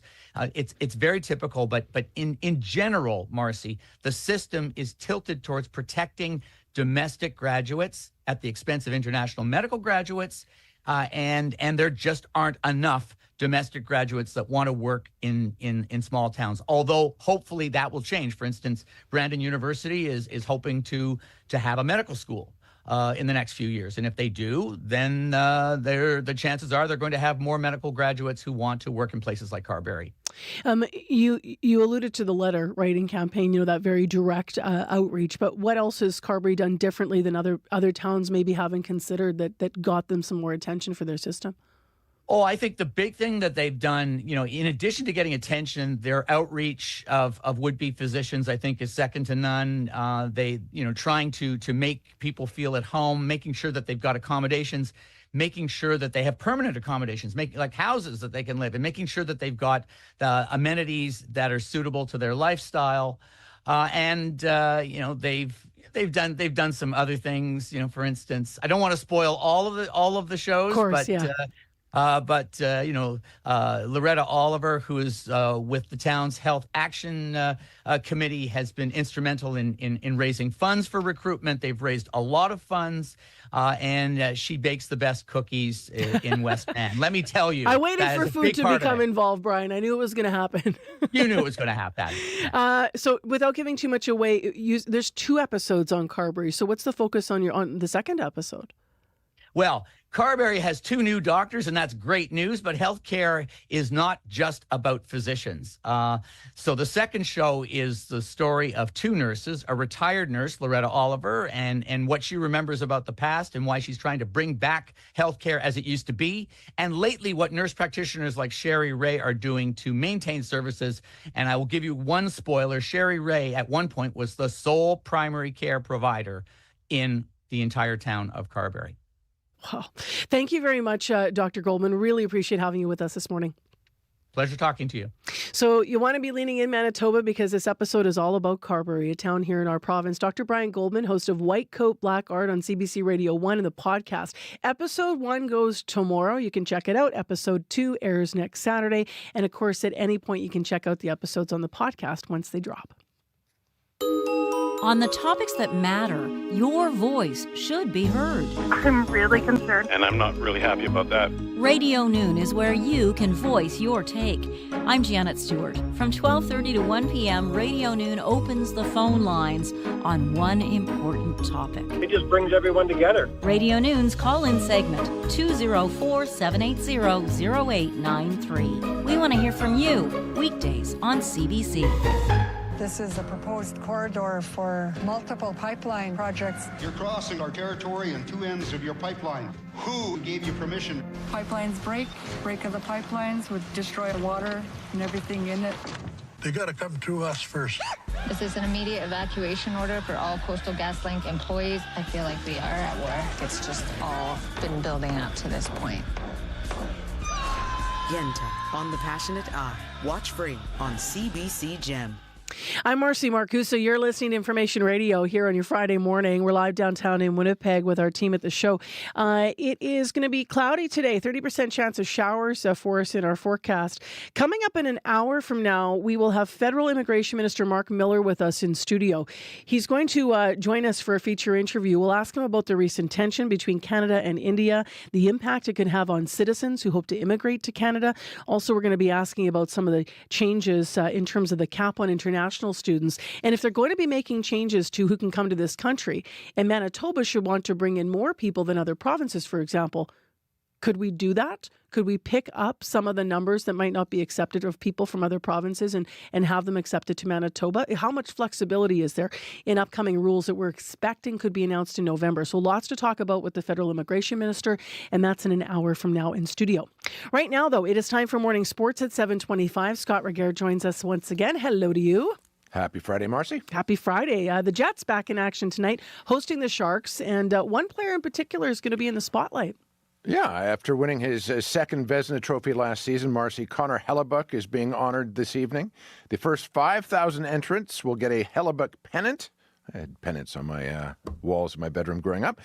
Fans are also going to get a chance to view the Vezina Trophy, which will be on hand at the Canada Life Centre. Hellebuyck says that having the trophy physically in the building for fans to see and touch is important to him. Many people probably don't get a chance to touch it. I mean, I won it and I still didn't get a chance to touch it the first time. So it took me a second time to finally get to hold it. And this is such a big hockey community. I think being able to bring those trophies here and give them a little piece of history is pretty cool, and to be part of that is special. To clarify, Hellebuyck did not get to hold the trophy the first time he won it because that was the virtual COVID-affected award ceremony. He's not the only one being honored tonight, though. The Canada Life Centre is going to welcome its 20 millionth guest this evening, and whoever ends up scanning the 20 millionth ticket will win, among other things, a Jets VIP package, a one-of-a-kind jersey, and the lot. So look forward to that. Puck drop, 7 o'clock. And, oh, yeah, the Jets are having a pretty good season so far. Fun stuff. Let's go to soccer. One of Winnipeg's best is about to hang up her cleats. Yeah, Desiree Scott Marcy, now 37 years old, says she's going to retire at the end of the NWSL season. She plays for Kansas City, where she's toiled for the last 7 years. She is known, Desiree, as the destroyer for her hard tackling. The defensive midfielder put that to good use in 187 appearances for her country. One of her teammates on Canada and one of the founders of the Northern Super League, Marcy, which begins play next year, is Diana Matheson, who shared her thoughts on Scott's pending retirement. She's been one of the players NSL clubs have been in contact with to try and convince her to maybe play another year. So any fans out there, feel free to reach out to Desi and give her a nudge. We'll see if we can get her to stick around for a year. She might not love that I'm saying that. Don't tell her I said that. I've been in contact with her since the beginning of the league too. She wants to be involved in some way for sure. Her legacy for Canada might be wrapping up, but I know it's not done in Canadian soccer. Of course, Diana Matheson's secret is safe with us. Way to broadcast it. Yeah. So the NSL that you referred to, that's the Northern Super League. It begins play next year in 6 markets. But Winnipeg, Matheson's talked a bit about this, would be considered in the next wave of franchises. And who better to play for a Winnipeg team than Desiree Scott, if she's up to it. So we'll wait and see on that. Okay, good luck analyzing this last story because when it comes to memorable days in baseball, I started watching the Yankees-Guardian game yesterday afternoon. That was the best game I've ever seen in my life. Oh, well, there you go. Incredible. In Cleveland, it looked to be the Yankees' night, Marcy, when they took an 8th-inning lead after hitting back-to-back home runs against the best reliever in the game in Emmanuel Clase. But the Guardians, who remember have 4 Canadians on their roster, are a gritty bunch.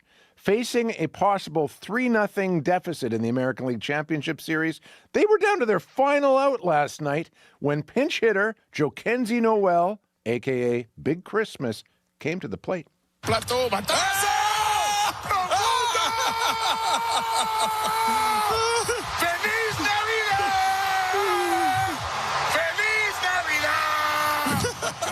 Navidad! With Christmas arriving early for Cleveland fans, that homer forced extra innings where David Fry hit another homer, walking off the Yankees. And, you look at that franchise historically. The Yankees have been around for a century. They've only ever been walked off 7 times in the playoffs. And in each instance, they went on to lose this series. So maybe we have another early Christmas present coming. Holy moly. Yeah, it was just a roller coaster of emotions going crazy. Remember the Red Sox and Yankees 20 years ago now? Yeah. Or whatever? That was the I was best a Sox baseball fan. I've watched. Since then, this is the best baseball I've seen. 100%. Yeah. All right. Lots more to come with that and more local sports as well. Thank you, Scott. Have a great weekend. You too. That's Scott Regehr with Morning Sports. Your CBC Winnipeg News is next. This is CBC News. Good morning. I'm Heather Wells in Winnipeg. At 7:30, we've warmed up 1 degree. It's 10 right now in Winnipeg. Cloudy today, and we're not getting a lot warmer. A high of 12 this afternoon. We do warm up for the weekend. Manitoba is about to become the second province to sign on to the federal government's $1 billion federal school food program. Finance Minister Chrystia Freeland and Social Development Minister Jenna Sudds are expected to join Premier Rob Canoe later today. They're announcing an agreement that will see more than $17 million in federal funding over the next 3 years. That is in addition to the $30 million the province already has budgeted for its universal school nutrition program launched by the NDP government last month. Speaking to CBC before today's announcement, Sudds says an additional amount of $3.8 million will go to high needs areas this fiscal year. We've identified some very high needs areas throughout the province, and we will be able to have food in those schools, more food in those schools, that will reach an estimated additional 19,000 children just this year. Manitoba joins Newfoundland and Labrador in signing on to this federal program. A rancher in western Manitoba says he was shocked to find someone broke into his pasture and killed 6 bison. A Portage Prairie man has been charged with mischief and theft after leading an illegal bison hunt on Brendan Liskey's farm in the arm of Russell Binsgarth. Liskey says he noticed locks on the gates to his pasture had been removed and replaced with new ones. Trail cam footage showed trespassers shooting the bison and taking them from the pasture. Liskey describes how his farm looked after it happened. That was where the kill spot was. There was various locations where blood piles on the ground. It kind of looked like a war zone. There was blood everywhere. There was a chain that they had forgot. You can tell it was kind of a rush situation. Liskey says he found a social media post advertising a bison hunt for $1,000 an animal. RCMP say the hunters thought the hunt was legitimate. They are now cooperating with the investigation. A landmark $47 billion child welfare agreement between Ottawa and the Assembly of First Nations could be in jeopardy after it was voted down last night at a special Chiefs Assembly in Calgary. Draft resolution number 1 does not carry, so is defeated. 60% of the membership voted against accepting the agreement. The Our Children, Our Way Society has issued a statement saying, quote, "We have to do better for our children." A new motion on how to proceed will be debated today by the AFN membership. More details are expected today on a proposed settlement that would see 3 tobacco companies pay out billions in Canadian reparations. The tentative deal would see JTI McDonald, Rothmans, Benson and Hedges, and Imperial Tobacco pay more than $20 billion to the provinces and territories, as well as smokers and their loved ones. The case involves 2 class action lawsuits that led to all 3 tobacco companies seeking creditor protection. You can hear the latest national and international news coming up on World Report at 8. Some people in River Heights worry a proposed townhouse project will make traffic in their neighborhood worse. A developer plans to build 40 units on an old railway corridor near John Brebeuf Place and Centennial. It is directly south of an existing condo development. Fern Kostelnik lives across the back lane. She says the previous development was cut in half from 36 units to 18. It surprises me now that the neighbors are saying, I just heard that they're going to start these plans up again for the continuance of 40 units, which would be a lot of people and a lot of traffic. Planners with the developer, Landmark Planning and Design, say they have worked with the Public Works Department and no concerns about traffic were raised. An appeal hearing is set for next Wednesday. You can find more news updated throughout your day. All you have to do is head to cbc.ca/Manitoba. Thank you, Heather Wells. You're welcome. All right, let's go into the forecast now. This is a regional forecast from CBC, and Abby has your details. Good morning once again. 10 degrees in Winnipeg, cloudy outside. We should be seeing this mainly cloudy condition to stay with us today. We do have this chance of showers sometime this morning, and then it's going to be coming with breezy conditions later as we get into the day. We warm up to a high of 12 for today in the city. Brandon currently sitting at 2, also partly cloudy in that region. We will see mainly cloudy conditions with a slight chance of showers in the forecast this morning. Then becoming breezy later, you'll see a high of 13. And for tonight, the skies will clear, becoming chilly as you drop to a low of -6. Thompson at 4. Clear skies you're seeing right now. Then you see some sunny conditions turning to breezy later. You warm up to a high of 9. Good morning to our friends in Churchill. You're currently sitting at 6 degrees, also enjoying some clear skies at this time. Today's forecast calls for a mix of sun and clouds with a chance of showers this morning. Breezy conditions will develop later as you get into the day with a high of 7. Tonight, you see these clear conditions stay with you, and then you drop to -4. Dauphin, 4, and partly cloudy at this time. The forecast calls for a mix of sun and clouds with a breezy west wind, a high of 12. Clear conditions tonight, you dip to a low of 2 degrees. Gimli at 8 and cloudy at this time. The forecast for the for the Interlake region calls for mainly cloudy skies with a slim chance of showers in the forecast. Expect a breezy northwest wind coming your way, and then you warm up to a high of 13. You dip to a low of -4, a chilly one for our folks in Gimli today.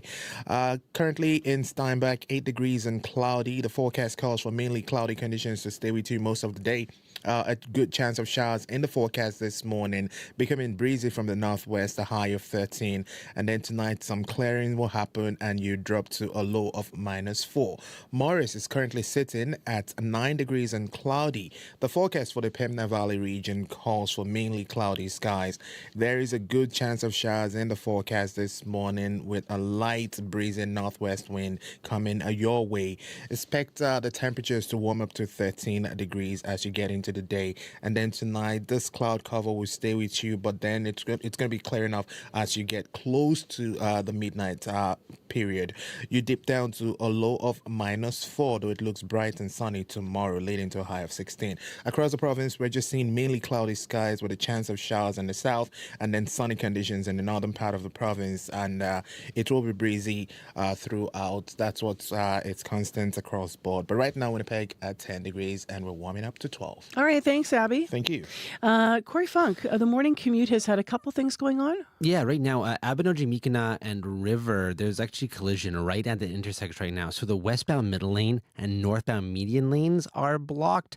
City says you can expect some significant delays. You might actually want to take an alternative route if you can, if you're heading westbound on Abinogi-Mikina and a River. So that's the biggest issue here in the city right now. And also just looking ahead to Sunday, just a reminder to folks that it is a WFPS run, so half marathon, 10K, 5K. And there is a couple road closures you might want to keep an eye out for. So starting at 7 a.m. until noon on Sunday, Shaftesbury Boulevard is going to be closed. As well, 2 lanes on westbound Roblin Boulevard are going to be closed from 7:30 a.m. to 10:30 a.m. That's between Chalfont Road and Shaftesbury Boulevard. So good luck to all the runners there. I'll be the guy on Arlington because it's actually right by my house. And that's going to be cheering. Are you cheering? On. Yeah, we bring a speaker. Do you? Bring the toddler out. He dances along. It's like a thing. It's fun. Yeah, it's like a little family tradition we've started. It's great. That's so cute. The Manitoba Marathon went past our house. We were on the route. It's since shifted, but always fun to see people and cheer them on, and people appreciate that. You can attest to that as a runner. Oh, it's such a good time. Yeah. Good vibes. And as Abby said, Sunday should be not too bad actually for a run. Sunny and a high of 20, so that's pretty nice. Pretty good day. Yeah. All right, good luck to everybody, as Corey said, and watch in traffic, just if you want to note that in your weekend. Well, next on the show, as you may have heard in the news this week, the province announced a new program regarding seasonal illness. For the first time, vaccines for RSV will be offered in Manitoba free of charge to people older than 60 and living in a long-term care home. Illnesses like RSV, flu, and COVID are all on the uptick across Canada once again. And to get us up to date this morning on the latest recommendations on vaccines overall in this country this fall, I spoke this week to our medical columnist, Dr. Raj Bhardwaj. Good morning, Marcy. So what is being offered for this fall's vaccinations? Yeah, so there's three main sort of things that are being offered and recommended this fall. So as usual, there's the influenza vaccine. There's also updated COVID vaccines. And for some people, there's some RSV vaccines also available. The influenza vaccines, they're updated every year. And just like always, they're designed to protect you from both influenza A, which tends to cause a wave of infections earlier in the season, as well as influenza B, which tends to hit a little bit later, like after the new year and even into the spring. The COVID vaccines, there have been 3 approved, 2 available. They've been updated as well to try to keep up to the newer strains. They're both predicted to cover people quite well against the strains that we're seeing, and hopefully, as up to the up and coming strains as well. And then this year, there are 2 vaccines that have been approved and recommended to protect older people and newborns, basically, against severe infection from RSV, respiratory syncytial virus. Now, let's walk through these vaccines. Who should be getting vaccinated against influenza? Yeah, so for influenza, NACI, the National Advisory Council on Immunization, says that basically anyone 6 months of age and older should be at least offered the vaccine. And for sure, anyone who might have a potentially compromising medical condition should get the influenza vaccine, including pregnant people, folks with asthma or lung conditions, heart conditions, diabetes. It's a long list of medical things. Also, people who live in nursing homes, Indigenous people, people over 65, since as we age, our immune system also ages and gets a little hardy, a little less hardy. So that's a potentially compromising medical condition, kind of. The other thing is that if you're in close contact with anyone on the first list, right? So if you work in a daycare, a school, a nursing home, a hospital, or clinic of any kind, then you should also get your influenza vaccination to help people around you. And then, for sort of bonus points, you could kind of consider that, we're still keeping an eye on this H5N1 influenza, the one that's associated with dairy cows, that, a few cases keep cropping up in the US. Experts are still sort of keeping a close eye on that because it has the potential to spread unpredictably. The seasonal flu vaccines do not directly protect you against H5N1, but they would protect you from getting a combination of a seasonal strain plus H5N1, which would likely be bad news. So what about the vaccines against COVID then? Are they pretty much the same, the same people recommended to get those then? Yeah, pretty much the same list. In a perfect world, we'd add that, you could consider delaying your COVID vaccination if you recently had COVID. Now, that's true for influenza as well. But with influenza, we pretty much know that you have not had it recently because it is truly a seasonal infection, and we're only just now entering flu season. With COVID circulating throughout the year, there is a chance that you had it recently. And if you did, then it would be ideal to wait a couple of months after your infection before getting the latest COVID vaccination. Now, that's not because the vaccine won't work or because you'll have problems or something. It's just that if your immune system just recently fought off a COVID infection, then it's already sort of self-boosted. And getting the vaccine soon after that doesn't help to boost your immunity much more or for much longer.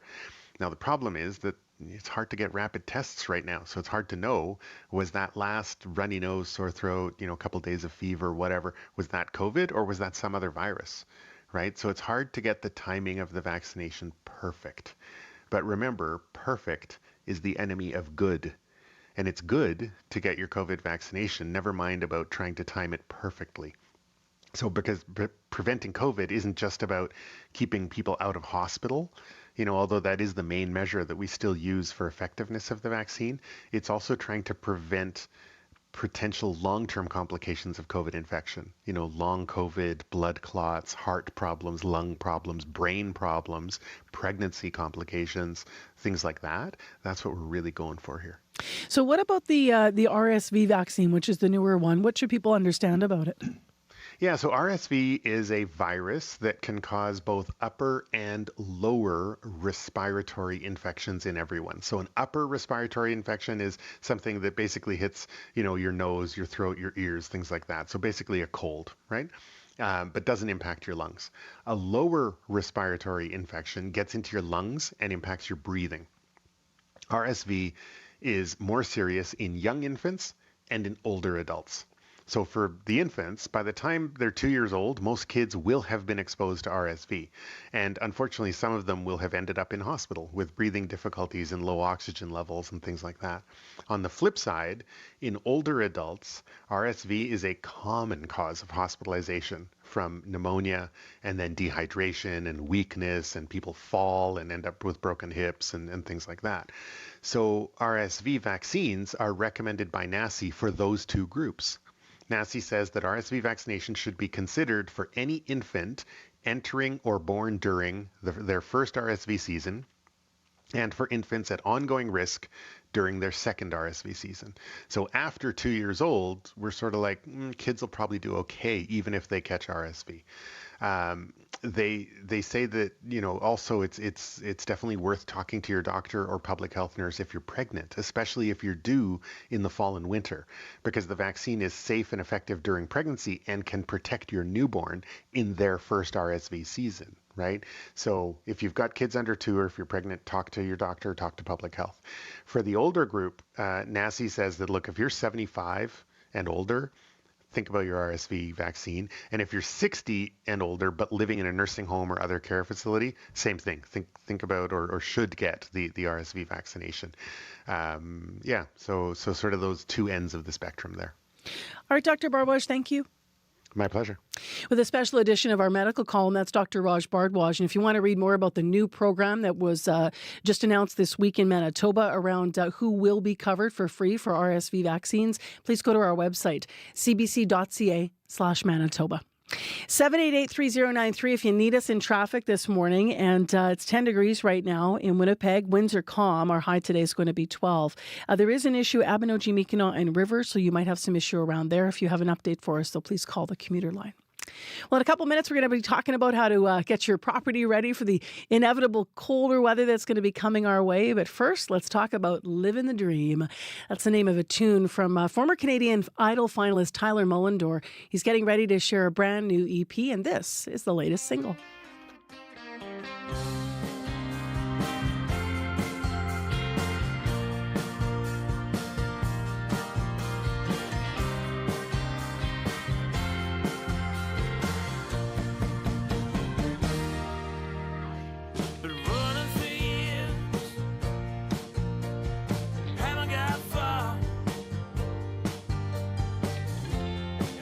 Somebody saying something about where you've been is who you are. Well, life is funny sometimes, and it's a winding road. Some folks get a free ride, some haul a heavy load.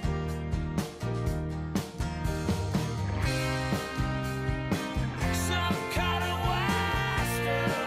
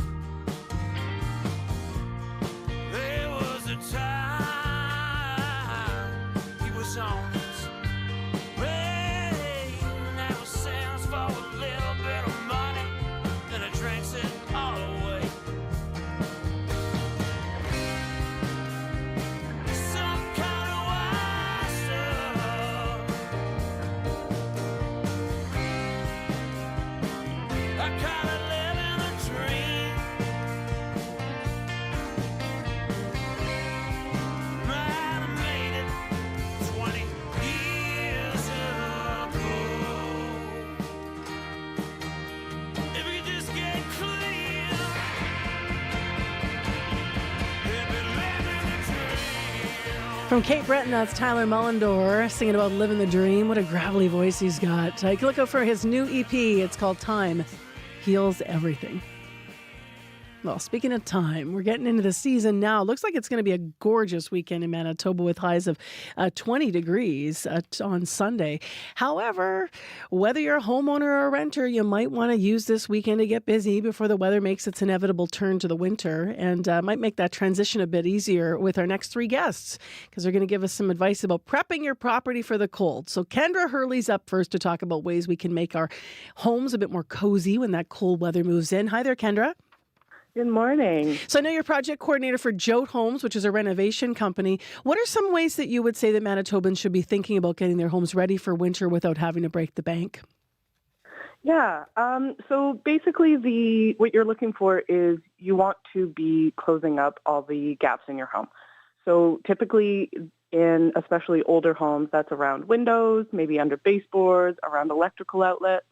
So around windows, you're going to want to caulk any large gaps.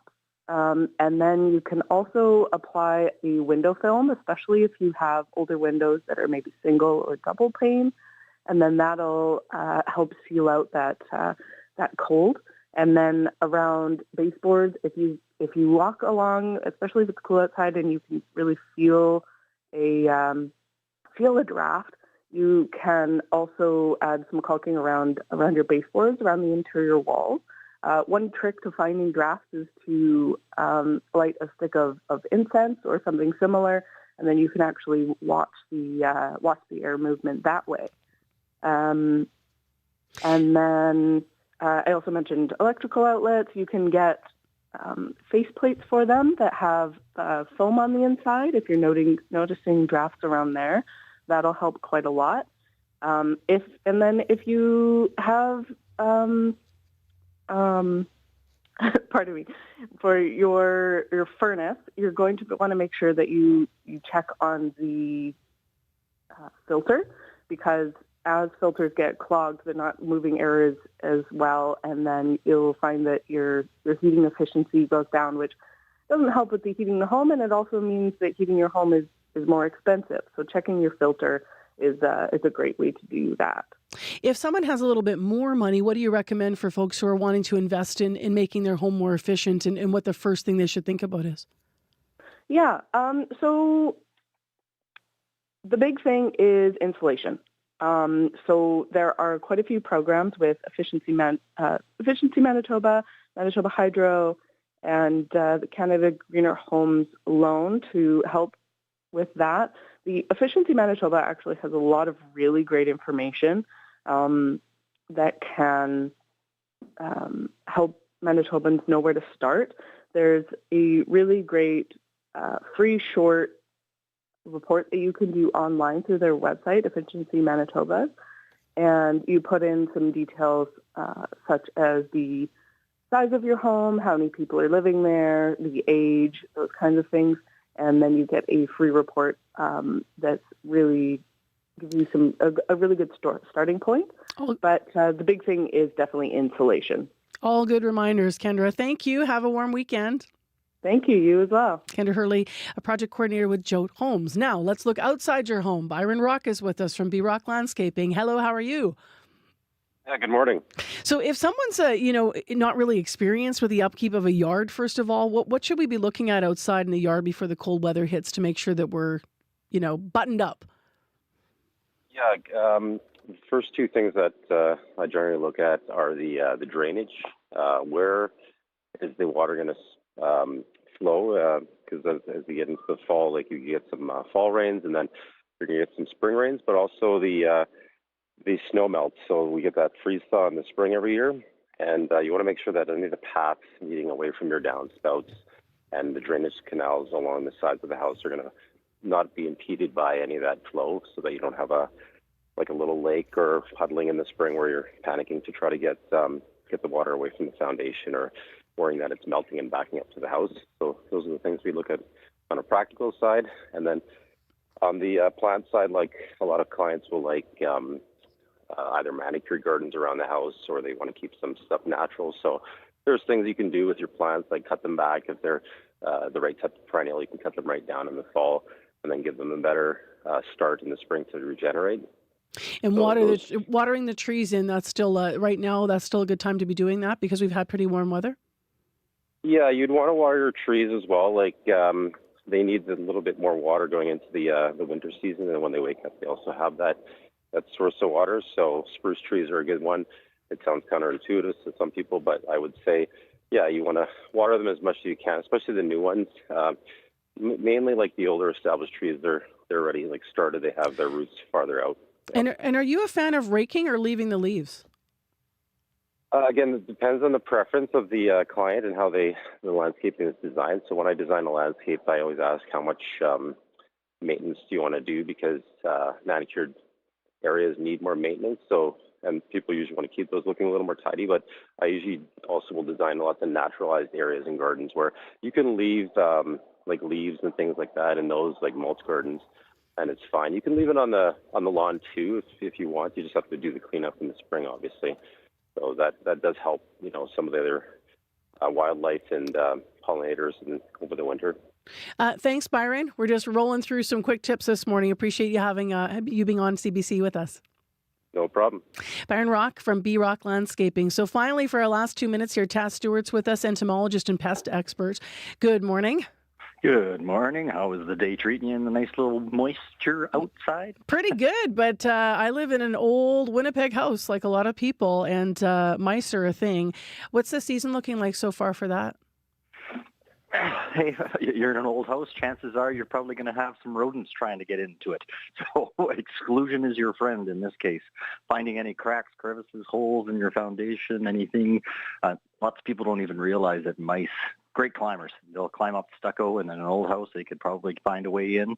And once they get in, they're going to have the problem. So looking for that evidence and bring in a professional to do some exclusion work, which includes, filling those cracks and crevices the size of a pen can, allow a mouse in. And a mouse always follows along lines, pushing its head in and finds a spot to get in. It's going to come in because it's getting closer to be winterish time. Yeah, they're little jerks, eh? So what do we cover our dryer vents with outside? I've got a mesh screen myself, but you're saying the size of a pen, so I suspect you need something with pretty fine mesh. Yeah, exactly. There's a couple of products out there that you can buy. One's called Excluder, and another one's called Stuff It. And there's also the rodent-based spray foams. I don't recommend those personally, but the Excluder and the Stuff It is an excellent choice to stuff those holes in. And it's like a steel wool as an example, and the Stuff It is like a copper mesh. And of course, the mice or any other rodents, including squirrels, can't get through it. Are we done with wasps now, or could you still have problems sort of inside, between your siding and such? Yeah, there are still those nests are still alive, but as temperatures are starting to decrease, their activity decreases, and of course their food sources are gone, so you're not really seeing many wasps out there anymore, which is normal. And the nests die off. The queens have been kicked out, and the queens are looking to find, a shed or your garage to overwinter, and then they'll make a new nest the following year because those nests that are existing right now aren't reused. All right, Taz. Well, we are in rapid fire advice mode this morning. Appreciate having you on. Thank you. Always a pleasure. Thank you. Taz Stewart, entomologist. You can follow him on X, by the way, at TDTSCA. Heather Wells is in with headlines now. Hi. Hi there. Well, Manitoba is about to become the second province to sign on to the federal government's billion-dollar federal school food program. Finance Minister Chrystia Freeland and Social Development Minister Jenna Sudds will join Premier Wab Kinew later today. The agreement will see more than $17 million in federal funding come to Manitoba over the next 3 years. So we'll hear more about that coming up. As well, some people in River Heights are worried about a proposed townhouse project that they say will make traffic in their neighborhood worse. More Manitoba news at 8:30. All right. Thank you, Heather. You're welcome. We have a feature interview with the Minister of Immigration, Refugees and Citizenship of Canada. The federal minister is in town right now. Call us if you have updates on the commute, though. 788-3093. on cue with Tom Power. In the new film, Honora, Mikey Madison plays a young woman working as a sex worker who ends up married to the son of a Russian oligarch. It's a frog marriage, and we're getting in an old ASAP. Mikey will be here to tell you about the research she did for this role and how she thinks this role changed her. That's coming up on Q, followed by Commotion with Elamine Abdel Mahmoud on CBC Radio 1, the CBC Listen app, and everywhere you get your podcasts. The CBC News is next. Coming up in half an hour, it's The Current. I'm Rebecca Zandbergen. Up to a quarter of pregnancies in Canada end in a miscarriage, but experts say they're still poorly managed and the effects for patients are emotionally devastating. How to fix miscarriage care, coming up on The Current. This is World Report. Good morning, I'm John Northcott. We begin with a surprising outcome of a vote last night by members of the Assembly of First Nations. They rejected a multi-billion-dollar proposal from Ottawa. It would have reformed the on-reserve child welfare system. The decision comes after 2 days of contentious and emotional debate at a special Chiefs Assembly in Calgary. Olivia Stefanovich has the story. And it's not easy to say, but I can't recommend this agreement. After 17 years of battling the federal government in court, First Nations children's advocate Cindy Blackstock says now is not the time to end the fight. I want to see a day when we get the discrimination stopped and it doesn't happen again, and we can get there. So he's defeated. More than 60% of First Nations leaders voted against Ottawa's $47.8 billion offer, concerned their children would continue to suffer. Since the draft was first released, we have not been able to get any answers to our questions before today. Chief Kelsey Jacko of Cold Lake First Nations in Alberta, one of many leaders frustrated with the AFN and federal government, who struck the proposed agreement last summer. If you think it's that easy to just go and get another agreement, we've been fighting since 2007. Carolyn Buffalo urged chiefs to endorse the deal. She's demanded changes to First Nations Child and Family Services ever since she was told to put her son with severe cerebral palsy into foster care. I can't tell you how hard it is to carry this work as a representative plaintiff. That work continues today as the AFN wraps up its gathering with a debate on whether to renegotiate. Olivia Stefanovich, CBC News, Ottawa. A newly proposed deal could see 3 tobacco giants pay provinces and territories billions of dollars towards smoking-related health care costs. The plaintiffs include provincial and territorial governments as well as smokers and their families. In 2019, Quebec's highest court upheld a ruling ordering JTI McDonald, Rothmans, Benson and Hedges, and Imperial Tobacco Canada to pay nearly $15 billion in 2 class action lawsuits.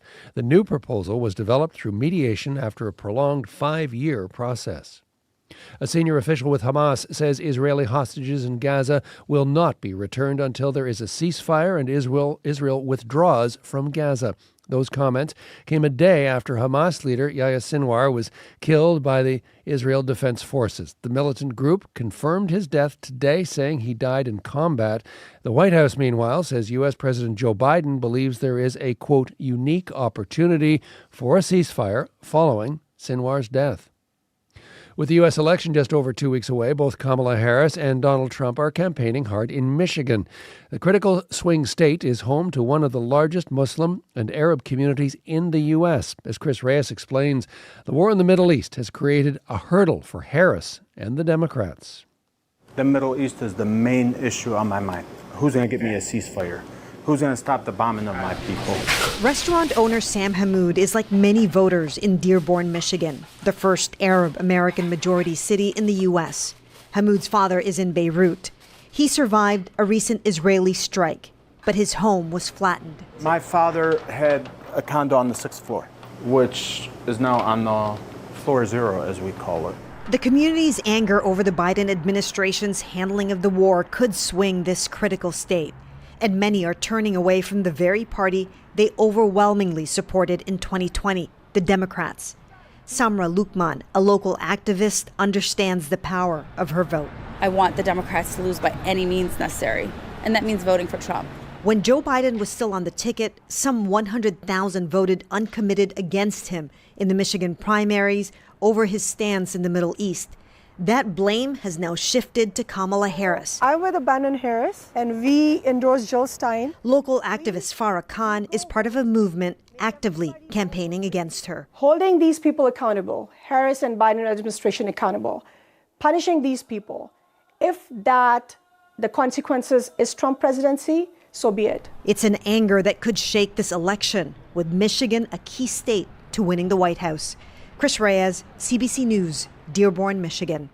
U.S. officials have charged a former Indian intelligence officer. They allege Vikas Yadav was involved in a foiled plot to murder a Sikh separatist in New York City. The target believed to be a dual U.S.-Canadian citizen. The indictment claims Yadav was with India's spy service when he worked with others in India and abroad to plan the assassination. The U.S. is expected to seek Yadav's extradition from India. This is part of the collaboration between the United States and Canada into what they say is the Indian government's campaign against Sikh separatists.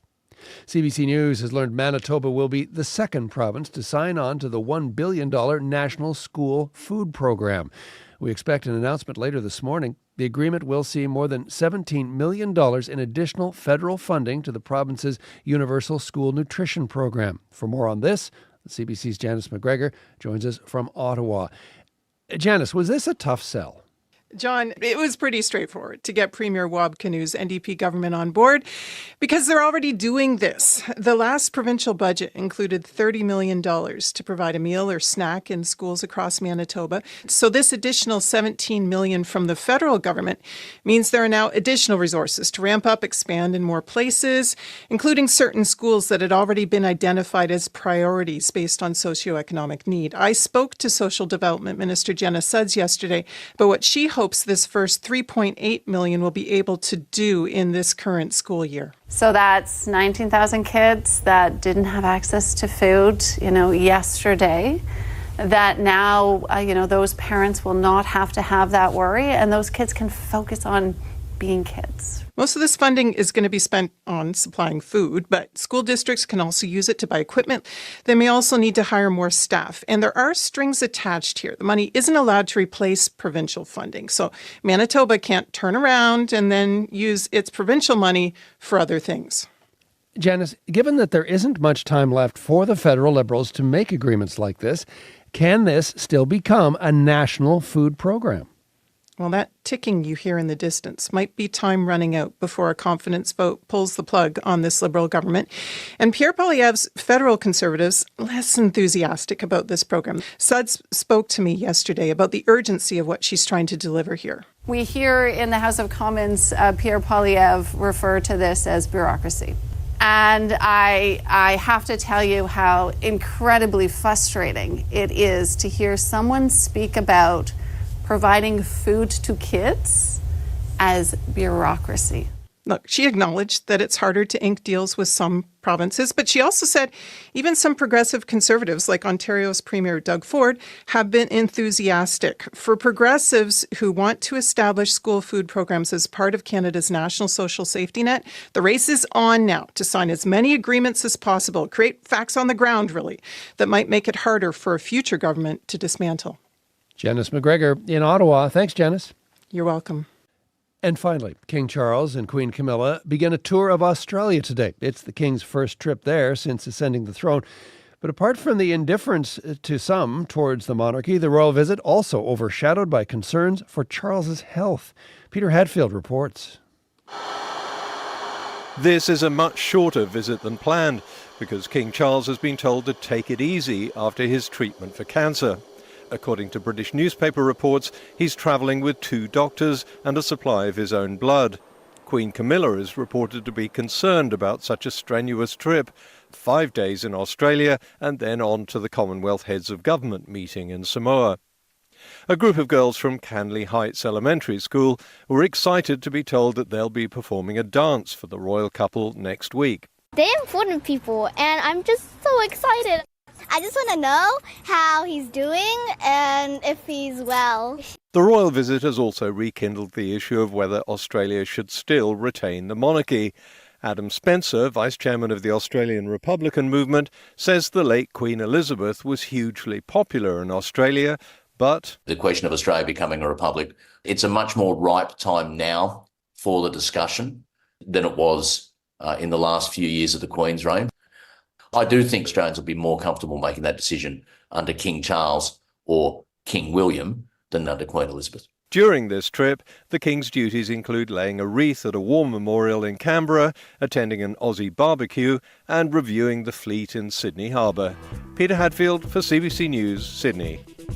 And that is the latest national and international news from World Report. Remember, for news anytime, go to our website, cbcnews.ca. I'm John Northcott. This is CBC News.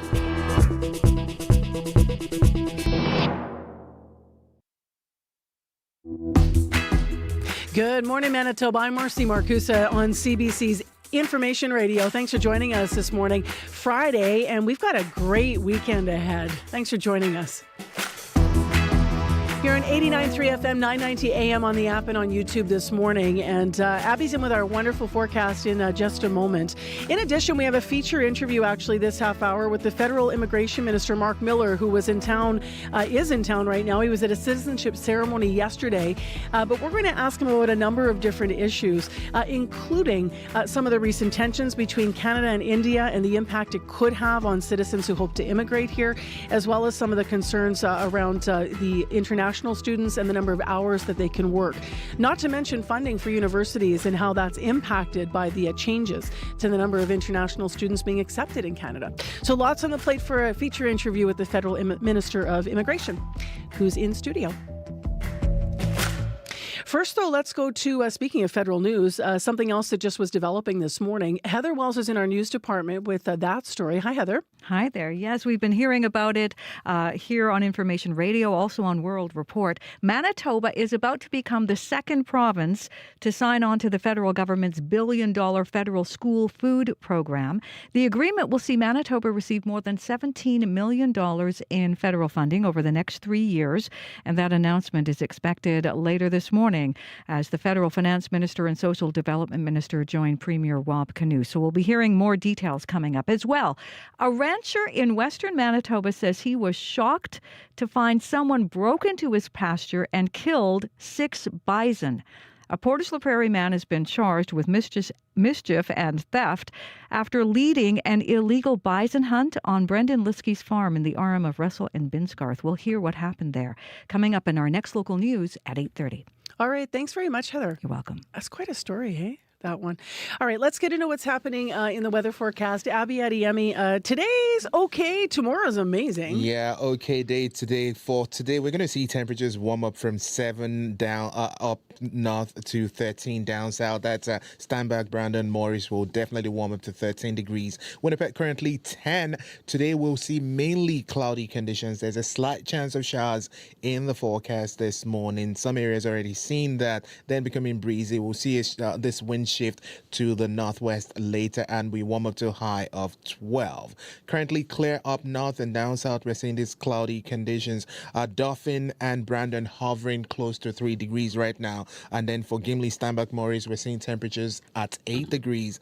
But for Winnipeg, it's going to be another cloudy morning throughout the day. And then for tomorrow, Saturday, it's going to be mainly sunny. We're seeing 16 for Saturdays, 20 for Sunday, 22 for Monday. So the weekend into the coming week, we'll still be in the range of the 20s. I'm going to slide in a golf game. Please do. Yeah, I've been chasing a good score all season. It's not going to happen, but at least I can say I golfed at the end of October in Manitoba, which is a thing, right?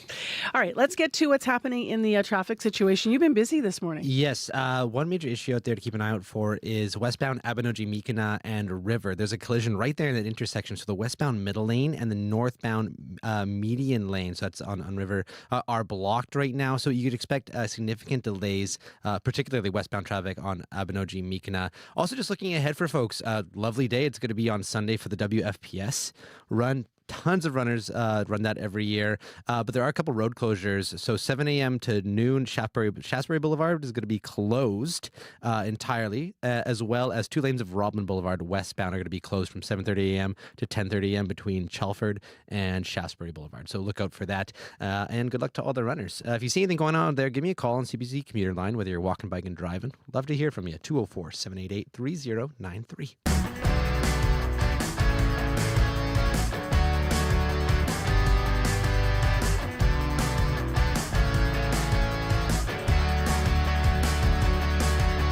Well, the time now is 8:15, and as I mentioned, the federal immigration minister, Mark Miller, is in Winnipeg this week. He was at an immigration ceremony yesterday, which welcomed more than 80 new citizens to Canada, and he is in studio. Good morning. Good morning. I'm eager to hear about that bison story. It sounds like it's out of an episode of Yellowstone. It sounds like it's incredulous, right? As far as the story goes, yeah. How was the citizenship ceremony? Obviously, in your role, you must attend many of these, but what was yesterday like? I do. They're great. It's hard to get into my minister role because you're just cheering for these guys that have hope. It gives me hope for the country. People are fought to become Canadian. I was given my citizenship, so not that I take it for granted. I think we're the best country in the world, but these people fought to become Canadians.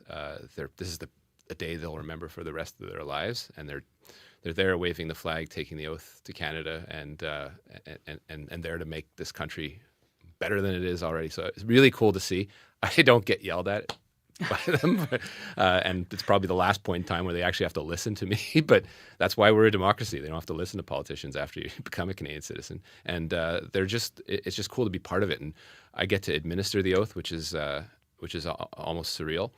But this is really a day about them and being a part of that. I would encourage anyone, elected officials, otherwise, just to be part of them because it really renews your faith in Canada. Are you being yelled at a lot as a Canadian politician right now? It happens. It happens. Mostly on Twitter, but I think, frankly, the discourse in Canada has become toxic, but most of my interactions with regular folks is pretty respectful. Let's talk about some of those regular folks. You're wearing headphones this morning because we have a clip we want to play of a student here, actually. So obviously universities are starting to see the financial implications of the cap on international students. At U of M here locally, University of Manitoba, they're expecting this could be a loss of about $8 million just by the numbers. But international students who are here are also feeling this financial stress because your government reinstated this off-campus work cap. So just for listeners' benefit here, 20 hours a week now. It will go up to 24 hours at some point this fall. So let me stop there for a second. Do we have a timeline on when yet? Really shortly. We have to make some tweaks to the regulations to get them through, but it's a matter of weeks, I think. Okay, so this is of concern to U of M student Krupa Ashru. She worked 25 to 30 hours a week last year. Here's what she had to say about how the cap is impacting her life. It's scary, mostly. I had to move from my old apartment to a further one from both work and uni just because it's more cheaper and so I can afford it better. Because of the limit, it's like I have to put work first and then focus on school later because I know that school is going to be there. It has a set schedule, but for work I need to fix it in somehow so that I'm working all the 24, making the most of it. I'm sure you're hearing Minister Miller stories like this across the country. How do you defend why this is necessary? Look, I totally feel for, I think it's important for people to understand my role and some of the tensions that I was dealing with. I was getting calls to cut off-campus hours completely. The 40-hour work week was clear was impacting studies. We bring people in here to study and not to work. At the same time, not naive as to what it costs to live in Canada. So the balance that we're trying to strike to make sure that people are prioritizing their studies is why we fixed that 24-hour period, because we recognize that 20 hours is a lot. I've struggled through that as a student as well. I know your studies are suffering unless you're an exceptional individual. But it is really the exception of people that can work over 20 hours. 24 felt like a balance. It brings us into what is sort of the international norm. There are some countries where people can't work when they're international students. They have to figure out another way to make money. So it's a delicate balance, and as we're adjusting the international student visa system, we want to make sure that the perverse incentives for people to kind of exploit the system are not there. Giving the impression that people can come and not focus on their studies is one of those. But striking that balance, I think, is something I had to struggle with, and it's something we'll completely continue to re-examine. But my focus on this revamped reform system is to focus more on quality and less on quantity. I want to ask you about another system that's changing. Obviously, you're looking at reducing the number of permanent residents and temporary residents in this country that Canada accepts. Now, there's smaller provinces like ours in Manitoba, which you're well aware of, who want more immigrants. I know that our parliamentary reporter, our legislative reporter rather, Ian Frey, sat down with the provincial immigration minister here, Malaya Marcelino, a few weeks ago. Marcelino said, she would like more than the 9,500, which is the number that we're using, provincial nominees that have been offered in 2024. Is there a scenario where you could imagine, as you're making these decisions, and we're going to hear your numbers in November, I understand, right, for the next 2 years, Canada's targets? Yep. But is there a scenario where if one province says we can meet the cap that the feds are asking for, and Manitoba wants to bring in more people, that we can take numbers from another province effectively and bring in more people here, and still federally and nationally you're going to be meeting the numbers that you're targeting? Or is this going to be a flat number that each province is going to be bringing in? Without kind of scooping my own announcement, Marcy, what I have said to the Premier a couple days ago, what I said to Minister Marcelino is as follows. For provinces that are willing to work with us and willing to be responsible in their duty to make sure that immigrants are well supported when they get here and contributing to the economy, we're willing to work with provinces that take that responsibility. The federal government over the last few years has progressively given to provinces about 100,000+ immigrants to select themselves according to their own criteria. They haven't all necessarily been responsible in the way they've deployed that, and come back to the government complaining that there's too many people and that they don't have the infrastructure to support them. So you can't have it both ways.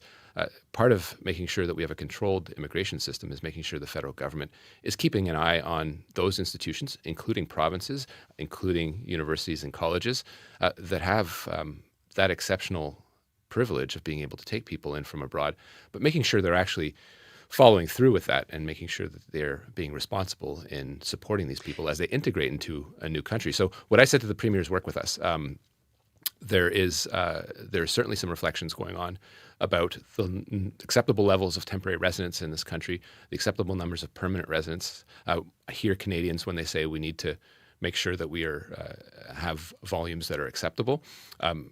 And that means every province has to step up and make sure that they are doing their jobs. They can't come to me on one hand and say, we want more people, but then cut immigration. It just doesn't make sense. It would be a complete gutting of the federal government's responsibility. So I've told Manitoba has been exceptionally cooperative with us, has been very positive, at least this iteration of the government. And I think it's something that we can get done together. How are you going to judge that, though? Because across the country, we have a housing shortage, for example. So if you go to a province and you say, following through the resources, and Manitoba says, well, we're trying to keep up with housing, every province is going to say that.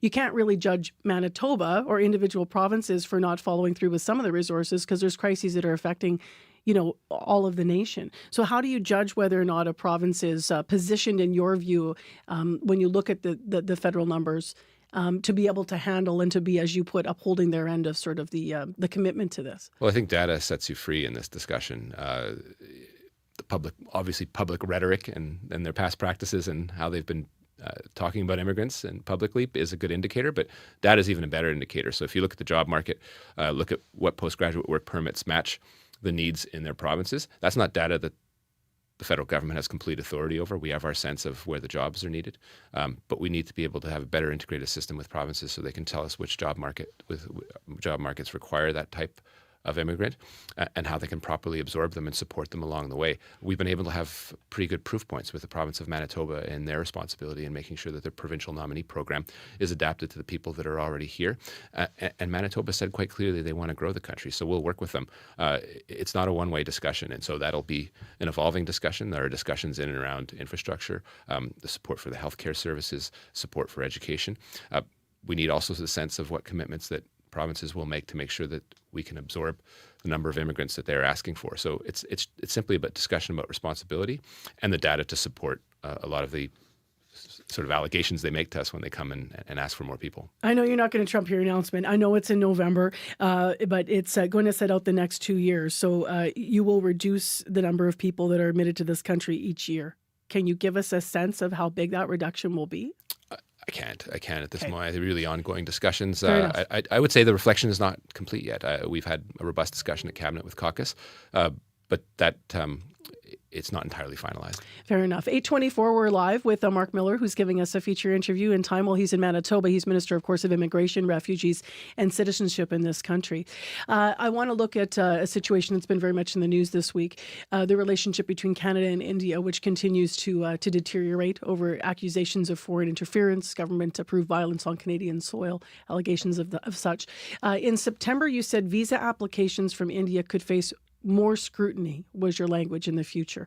What kind of scrutiny are you talking about, and how does that look right now? Well, first, I think it's important to say that regardless of your position in cabinet or as an elected official, your number one job is to keep Canadians safe. And foreign interference is serious. The fact that a country can come in and perpetrate criminal acts is something that we need to have zero tolerance for and be quite severe in our reaction. Anything that flows from that is what it is.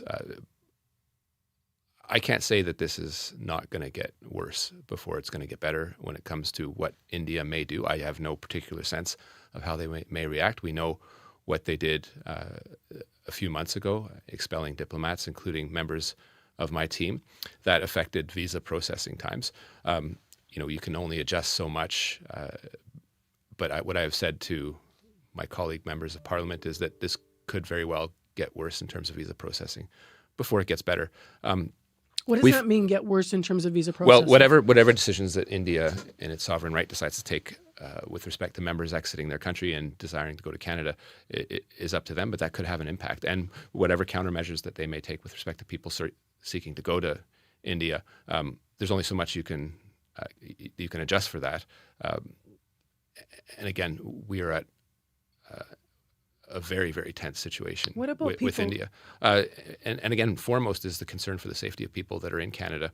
And there can be zero tolerance for people coming into this country and perpetrating criminal acts. So what that means in real time for people from most of the Indian diaspora trying to go back and forth is there could be some headaches. But again, it could get worse before it gets better. We're very much at the beginning of the public display or the public ventilation of these facts, and so we have to brace for that.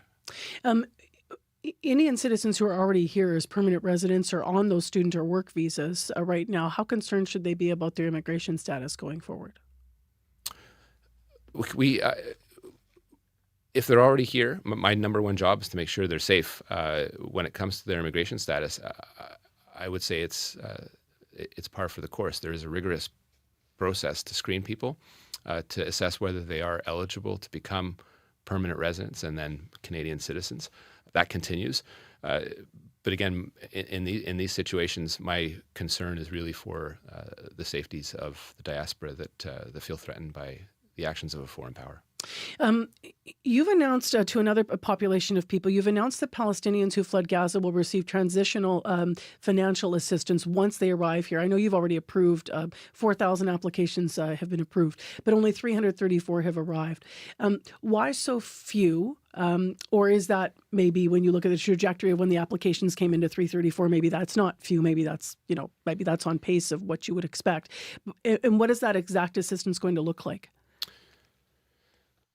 So the assistance that we will provide to people that get here include interim health benefits, settlement services that people that come here from war-torn countries would get as a matter of course. These are people that are under an extreme amount of trauma, so they are and will be supported by the government of Canada as they adapt to their new temporary home. In terms of the processing, there's a war ongoing in Gaza, and the devastation is enormous. The challenges we faced as a government is getting people out of Gaza into Egypt and processing them there. There was no functional ability to do biometrics in Gaza. The safety and security situation is one of concern. It shouldn't be a surprise to anyone that when you list a group like Hamas as a terrorist organization, that has impacts, and sometimes that can have impacts on innocent people as part of the processing. The processing is slow, but first and foremost, there are things that are beyond our control, our ability to get people out of Gaza. That also means that a guy like me has to be very careful in their public statements of what they say is going on, because I have an important diplomatic function in making sure that I am liaising with or my teams are liaising with authorities on the ground with whom we may not have necessarily the same thoughts about the situation, whether that's the Israeli government or the Egyptian authorities. But we have to make sure that people are safe. So I'm trying to reunify people with their families if they have them here and get them to Canada as quickly as possible. It has been slow. The success has been mitigated, but it doesn't prevent our resolve. And I'm committed to getting the 5,000 people that we committed to getting to as part of our initiative, our expanded initiative earlier on this year. And just as a final question, Minister Miller, and Dan Vandel, this just happened yesterday, so I'm switching gears here, but Dan Vandel has said he will not run again. Longtime MP out of St. Boniface. But there's also a lot of buzz, people talking about why. And there's a number of your colleagues, at least 20 elected representatives now, who've signed this document circulating among your fellow Liberals that are not in support of Justin Trudeau's leadership. Where do you stand on Justin Trudeau? Look, I wouldn't mix the departures of those ministers with fair enough, yeah. with the other situation. Dan has been an exceptional friend and colleague, particularly in my previous file with Indigenous issues. I'll miss him, but he's doing it for very personal reasons, and I think he would be the first to be shocked if it were suggested it was out of question of loyalty to the Prime Minister. So because he's an outstanding guy. So I'm given my position as a minister, given my proximity to the Prime Minister, I'm probably not the first person that people come to if they're pissed off at the Prime Minister. My own personal reflection on this, without knowing exactly who may or may not have signed a letter that may or may not exist, is that this is the most passive-aggressive, weak type of display of questioning of leadership that I've ever seen. The Prime Minister is colleagues with these individuals, if they are indeed in the numbers that are speculated to be. They owe it to him to go up and tell it to his face. And anyone that's come up to me with any issues with respect to the Prime Minister and said, you got to do this and you got to say this, just say it to his face. He's an open guy. He got them where they are today for the most part. And they owe it to him to say things to his face. And I think he would fundamentally respect that. If they're fearful, that's a reflection on them and their own leadership in their communities. This internal stuff happens. We've always encouraged a party that can speak out and quite harshly against each other at times, but actually to keep it private. And at the end of the day, it makes this group of people look horribly entitled and worried about their own futures.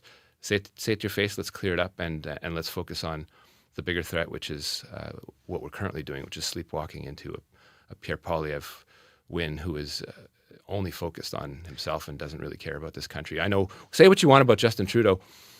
He fundamentally cares about this country, and he's going to fight for every inch of it. Thank you for all of the time. You've been very generous with us this morning. We appreciate having you in studio. Thank you. Live with us, Mark Miller, Minister of Immigration, Refugees and Citizenship of Canada in Winnipeg and in our CBC Manitoba studios. We're a little late getting to the news for obvious reasons, but right now, Heather Wells is here with our local cast. This is CBC News. Good morning. I'm Heather Wells in Winnipeg at 8:32. It is 10 degrees right now. We're not getting a lot warmer today, a high of 12. Manitoba is about to become the second province to sign on to the federal government's $1 billion federal school food program. Finance Minister Chrystia Freeland and Social Development Minister Jenna Sudds are expected to join Premier Wab Kinew later today.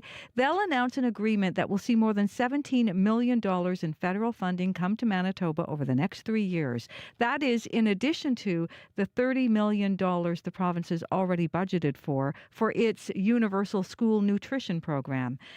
Jennifer Sudds spoke with CBC earlier. Is a really great partner in moving this forward and had made some substantial commitments on their own. What now we are able to do together is to reach even more children. Sudds says an initial amount of $3.8 million will go to high needs areas this fiscal year. She says that amount is estimated to help 19,000 children. A rancher in western Manitoba says he was shocked to find someone broke into his pasture and killed 6 bison. A Portage la Prairie man has been charged with mischief and theft after leading an illegal bison hunt on Brendan Liskey's farm in the Arm of Russell Binscarth. Liskey says he noticed locks to the gates to his pasture had been removed and replaced with new ones. Trail cam footage shows trespassers shooting the bison and taking them from his pasture. pasture. Litsky describes how his pasture looked after it happened. That was where the kill spot was. There was various locations where blood piles on the ground. It kind of looked like a war zone. There was blood everywhere. There was a chain that they had forgot. You can tell it was kind of a rush situation. Liskey says he found a social media post advertising a bison hunt for $1,000 an animal. RCMP say the hunters thought the hunt was legitimate, and they say they are being cooperative. A landmark $47 billion child welfare agreement between Ottawa and the Assembly of First Nations could be in jeopardy after it was voted down last night at a special Chiefs Assembly in Calgary. 60% of the membership of the AFN voting against accepting the agreement. The Our Children Our Way Society has issued a statement saying, quote, "We have to do better for our children." A new motion on how to proceed will be debated today by AFN membership. Neighbors living near a proposed townhouse complex in River Heights say the project is too big. A developer plans to build 40 units on a former railway corridor. It's near the intersection of John Brebeuf Place and Centennial. Leona Murphy lives on the corner. She is one of the people who wrote letters to the city opposing the plan. It's going to affect our property value, traffic, noise. I live right on St. John Brebeuf Street, so I'm going to have the bulk of all the traffic and stuff. I just don't think it's right. Planners with the developer, Landmark Planning and Design, say public works officials had no concerns about the traffic impacts. An appeal hearing is set for next Wednesday. You can find more on these stories and other Manitoba news throughout the day. All you have to do is head to cbc.ca/Manitoba. Abby. Yeah, it's going to be cloudy. We see a slight chance of showers in the forecast in southern Manitoba. Highs reaching 12 in Winnipeg, 13 for Brandon, Steinbach, and Morris. And the northern region will see a mix of sun and clouds with highs around 9 degrees. Westbound Abinogi-Mikina at River. Collision right at the intersection. Westbound middle lane is blocked, as the northbound median lane also blocked on River. Mark says on the Keene line, super duper backed up. Time for the rapid fire thank yous to those who work in our current affairs unit at CBC Manitoba. Corey Funk, Abby Adiyemi, Chloe Fries, Anissa Kickson, Calcademu, Legata, Sierra Sanders, Chidi Akuma, Jim Agapito, May McKillop, Carmen Ponto, Angelina Pelche, Bruce Layden, Marshall Hodgins, and Dylan Longhurst. Our community reporter in unit, Shanley Vidal, hosts in unit, Nadia Kidwai and Faith Fundal, producers in unit, Wendy Parker, and this week, Robin Summerfield, YouTube producer, Kevin Nipatebo. Nellie Gonzalez is the show producer of Current Affairs Unit overall, the shows, and Leif Larson is the senior producer of audio.